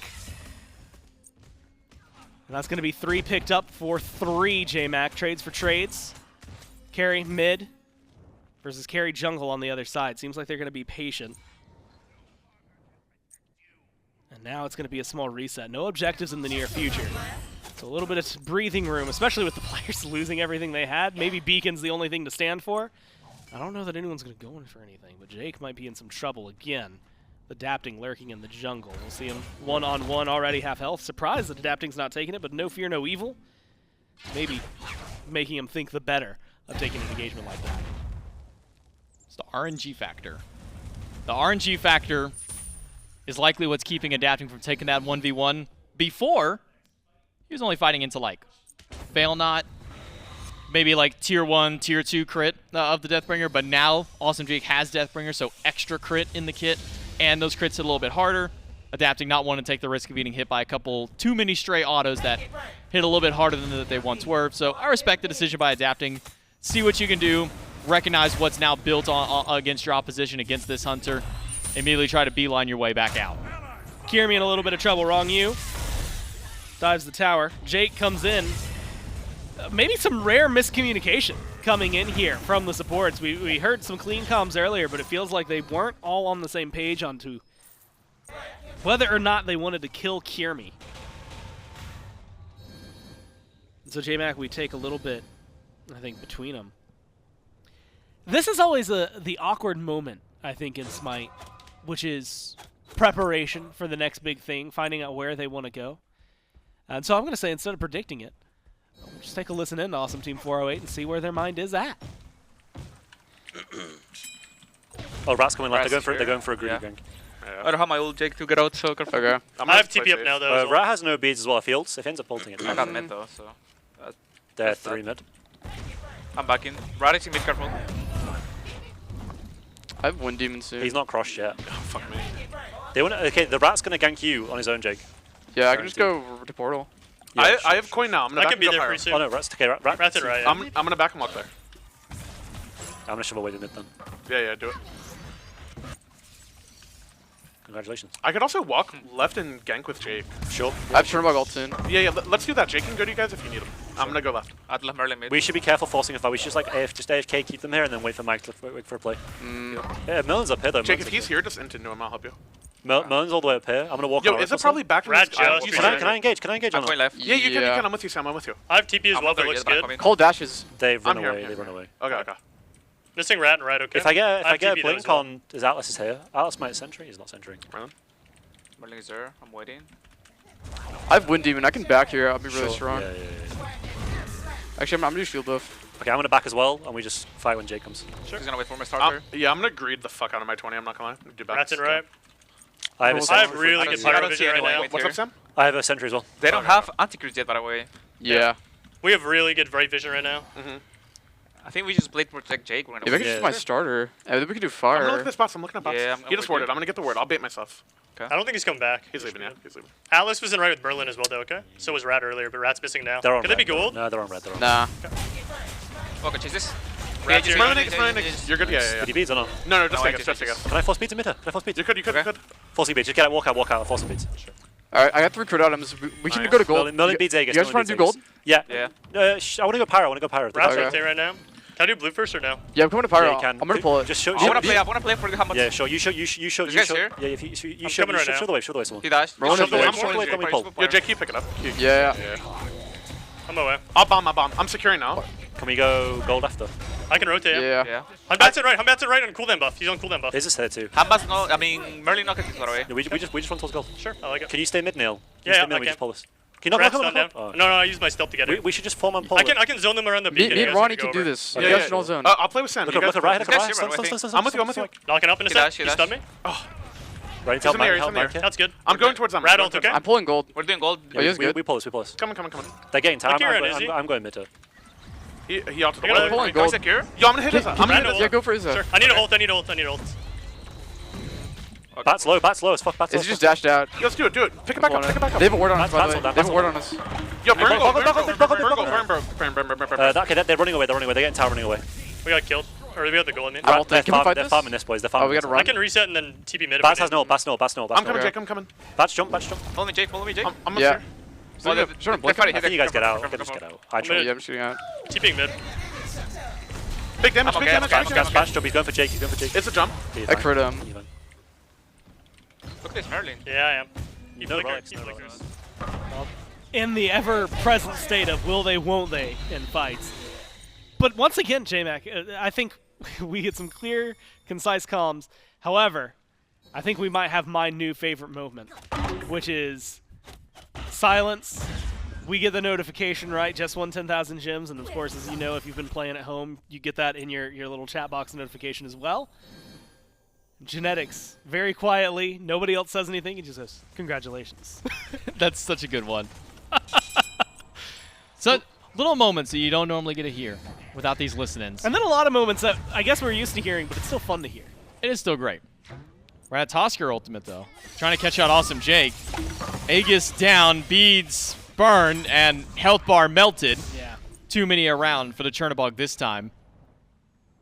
And probably Genetics wishing he had ultimate during that fight, maybe around the Gold Fury. Used it to get beads and Aegis presence against Oath. Successfully did so, but then had nothing else after whenever he's getting double dunked by the Assassins at that point. Probably wishing he had that ultimate to bail him out, not just with CC immunity, but try and get something else from the enemy team. We'll have it for this next fight, though, assuming a fight continues to break out between the two.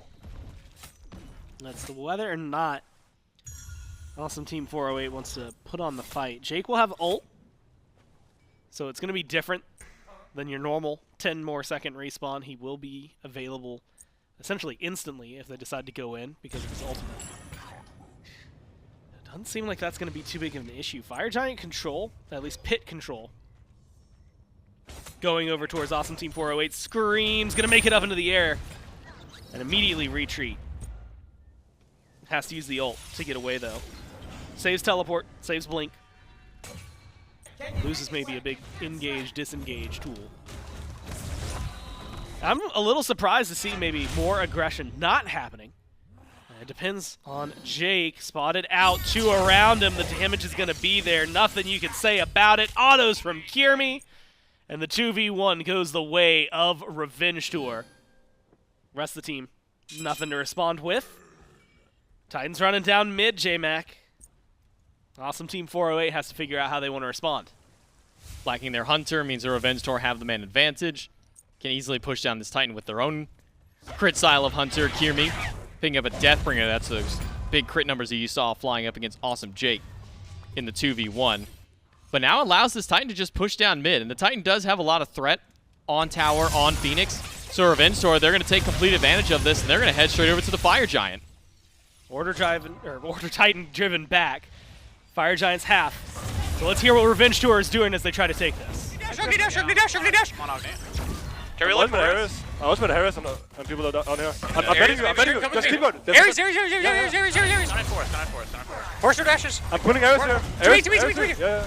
Back on fire. No, kill the Harris. Yeah. Nice. Back on fire. Oh, can we end? No. We attack. Guys, it's fine. We do fire, I think. We can do this. We could have ended. I'm so convinced. It's fine. We can go mid after. We still win the game. Yeah. I'm trying to get stacks. Listen, don't let him steal it. Don't let him steal it. I'm looking for John. Okay, he's mid. No, they're here. Let's go mid. We got mid finish. He's coming. Kill him. Don't die. That's Pete as well. Nice. Go mid after. Okay. Dude, they fucking love me, bro. Are we playing for the end? What are we doing? No. We just get him mid Phoenix. Okay. Let's get Phoenix. Okay. Well, he already gets it. Alright. I'm gonna do pyro. Pyro and reset. I'll solo pyro. You guys. Mid. No, it's fine. We can't die. It's fine. Chilling. Just clear jungle. We're gonna be so far ahead. Check all this shit. Come go through, okay? fucking Superman rap builds. Put out areas. I'm gonna dash. Put out one. Don't force a fight. I'm grabbing all the jungle and left. Yeah, I'm not fighting. Yeah, we're chilling. Take all their jungle, we can do gold. Yeah, I'll pull gold. Oh, they horse ulted, they're horse Yeah, ulted. there's horse ulted. I don't know about I'm around. I'm fine. I can go in there, guys. Kill Guan. It's fightable. Yeah. I'm owning. Nice. I have ultimate too. I'm here. I'm coming. A lot of damage. Walk to me, bots. Can we go Ares after? Yeah. If you have anything, I will. I have enough for a I'm moving pretty good. I'm chasing him. Schönerbach is alive, but we shouldn't be worried about him yet. I'm backing. I'm backing. Can we end? Yeah. We're going mid. No, we're too low. Actually, I have TP. You have TP. I'm so strong. I think we could. We don't have a ward. We just kill Yorm. Guys, Yorm. Guys, relax. Guys, listen here. We don't. Can we just go left Phoenix maybe? I don't know if we There's ended. towers. We could go left. Just go left. Just clear the jungle. You have a lot of gold. Can you take this from me? I can take a little You bit. guys ever close to 3K pots? The carries? I have a full item. I'm sitting at 3K. I'm sitting on up short too. You wanna go for the Phoenix or no? Yes. Does Horse have ult back up? No, it should be down. I can bomb this. Yeah. I just need space, yeah. We're just getting out after I'll this. tank fast. Get it. And we're getting out after, yeah. Okay. Yeah. And then we back, go right side. Got my dash actually. Little bit careful. I have damage. Don't die for him. Don't die for him. Run. I'm out of it. I'm betting you guys. He's half. He's one. Is they guessing? Give me if you can. They use that. They're solo. Right. Just run to me. I have to fight. Augie's one. Augie's literally one, no dash. Just live. I don't think you're catching him. I don't know. Come to me, Oath. Come to me. Wait here. You're fine if you run. He on me. Horse is still there. Nice. Let's go. My bad. My dash. It's fine, we got 2 birds. My dash got caught. It's okay. I'm backing for offshore. Okay, let's group right side. Let's get wards deep right side. Let's play. And then we can... So planning ahead right there at the very end, but J-Mac, we get to hear that the internal balance of can we end, can we not end. Kirmi versus everybody else on the team. Kirmi, we can end, let's go for end. Everyone else not. Whether it's the, hey, it's 9:45 for Kirmi, or the, what was his exact words? We could end it.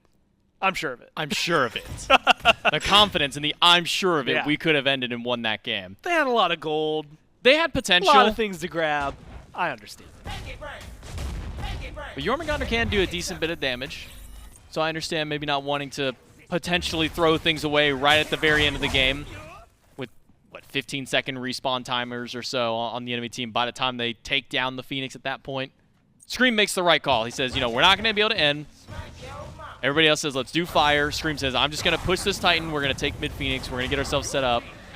And they never really got a chance to reset after that, because after they take mid-Phoenix, they start meandering through the jungle, clearing out anything that is in sight.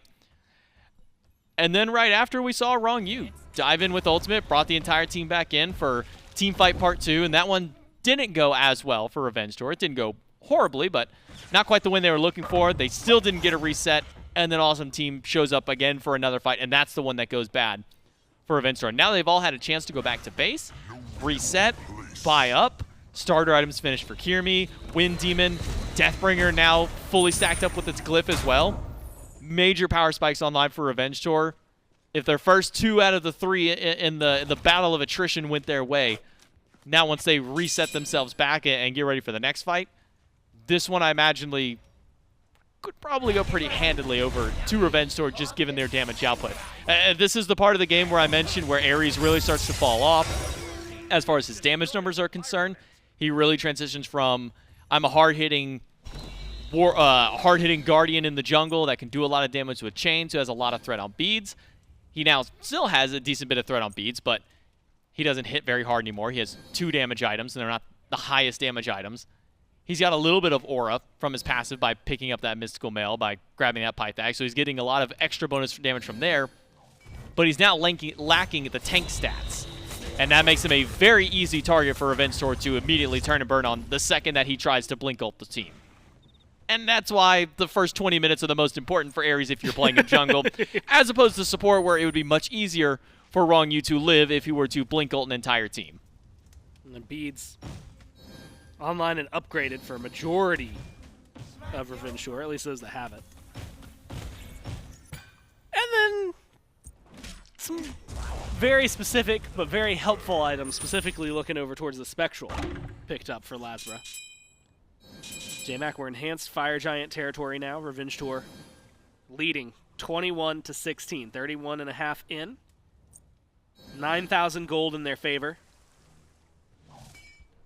But playing against the clock, Phoenixes were in their favor. Mid respawns, right respawns. Genetics uses his ult, pulls beads from one, ult from another. Jake forced into the air. Immediately going in for Oath, damage is there, but the turnaround isn't going to happen. Screams low. They might not have the DPS necessary. Adapting deep in the back, finds a pick onto the jungle. Keeps things going up against Mike, finds himself a double kill, and looks great doing it. Jake forced to retreat, but look at Scream. Back, teleported in, coming in for the fight. Triple kill for Adapting, and I'm going to let them take it away. I'm sorry, I took your penta, I'm sorry. Let's go. Oh, we're chilling. Wait, can I get? Oh, yes. Oh, I can get top gold actually. Oh. I've never seen people so obsessed. I'll say it. Dude, they were. That game 2 shit was insane by them. They were just fucking trying to bait me over here.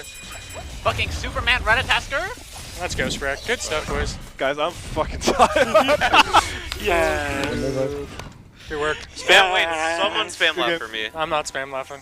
Stream? That's how I go, bro. Let's go. I mean, I gotta laugh at him, bro. Oh my god, dude. Let's go, let's go. Back at it again tomorrow, no? Yeah, hopefully not at 9 PM though. I think both of them, Scream speaking for the team, Lasbra speaking for everybody else. Hopefully not at 9 PM. I believe there was a phrase, again, gonna paraphrase a little bit here, was just, I'm tired. Yeah. Well, actually, they might have even gone so far to say, I'm so tired, which, hard agree, but a hard-fought victory nonetheless. Revenge Tour, even at moments, J-Mac, I mean, you had highlighted it early on, feels like we're seeing Genetics and the rest of the awesome Team 408 step up, control the game, and force Revenge Tour into a corner. But cooler heads prevail, I guess, as time goes on. And more importantly, Ares jungle post 25 minutes does not prevail, which is the unfortunate scenario there. And there's also a reason why we're seeing a lot of what we kind of call proc item meta really resurging right now. Getting things like Soul Reaver, Tablet, Soul Gem, all these different items that just for either existing or for just doing what you're already doing are going to benefit you more. You press ultimate, you get a giant shield, and then that shield explodes and you deal a lot of damage to people. It's why builds like these work and why typically we see the more traditional style of stuff in the jungle work out as well as it does. You blink to the backline as a Hebo with Ethereal Staff Soul Reaver, you are 3-tapping anybody. It doesn't matter if they're a tank at that point. You blink to the backline as an Ares with Pythags piece, Mystical Male Obshard, you're not really killing anybody, and you're also not surviving the turnaround damage. It's why assassins, some select warriors, mages, these are kind of the more dominant forces when it comes to jungle selections, because you want your jungler, while you can have good setup, in the instance of a Hunbatz, Fear No Evil is a really good setup initiation tool. But Hunbatz also has an immense amount of damage that he can follow up with. He does a Fear No Evil, plus a basic attack for 600 damage, then an overhead smash, then, oh hey, another basic attack for 600 damage. There's just so much more utility in this burst style, this proc style of build, and really just this high damage jungle, that if we're not hitting, if we're going beyond 20 minutes, when the Ares is really strong, when nobody else is tanking up, and he still has his natural defenses over everybody else, it works out great. But once we pass that 20-minute mark, once everybody's got their natural protections, once everybody's building a bit of defense, everybody starts getting those relics online, the Ares starts to fall off. Also, I'm not going to put the entire blame on genetics. 5, 6, and 7 does a decent bit of damage, does exactly what he needs to in the early game. I'm going to chalk some of the late game loss up, though, to Awesome Jake. I'm going to kind of throw him under the bus a little bit. 2, 3 times we saw him spawn in, jump up in ultimate, and dive into 3 or 4 people. And one time it worked out, kind of. Every other time, did not. There was no reason why Jake needed to ult an entire enemy team at Enhanced Fire Giant when his Phoenix is currently being sieged by a single Ratatoskr. Put your focus on the Ratatoskr, not the 5 people who, as soon as he lands, done. Dead. It just felt like every time that Jake was going for these ultimates late game, they were getting 0 value for him, maybe trying to close gap for the rest of his team, but he just kept dying at the end. Well, as we mentioned, that does mean it's the end of the road for at least one role. Oh, it's the supports. And it is the supports who get eliminated first and foremost, which admittedly is what they expected and said they expected, but it's still a little sad as they find the end of the road tomorrow morning. And you know what? How about, what would we, like, say, kick this off again in about 13 hours with the solo laners stepping up, both of them taking on teams of mid. We'll see who wins that. Winner of that top match, the solo lane Sluggers versus the Bruise Brothers, will go up against Revenge Tour, who we just saw win. And then the NBKs, Natural Born Killers, will be waiting the victor of Fonzo Fam Duo Q. And then we'll bust through those semifinals. But of course, J-Mac, as there are victors, and as the bracket shows it, so too now do the teams. You can see who's been eliminated. Both supports, 1 jungle, 1 carry role gone, which is to say, don't fear, because you will be seeing them all at least one more time, which is going to be during the actual role versus role matches on Saturday. But as far as this bracket goes, and as far as it means, we will be seeing these 6 teams get dwindled down tomorrow to just 2, actually, by the end of the day. And so limiting is the name of the game. And Saturday, once again, back to the 4 best-of-3s, but role versus role. Sunday, if needed, depending on how tomorrow shakes out, we'll throw in the 5th role and then go into a best-of-5 finals. Same rules with the drafts. Once a god's been picked, cannot be picked again for the rest of that set, which I think, as we saw today, it gets interesting. As we presumably are going to see tomorrow, it's going to get interesting. And I know on Sunday it's going to get interesting.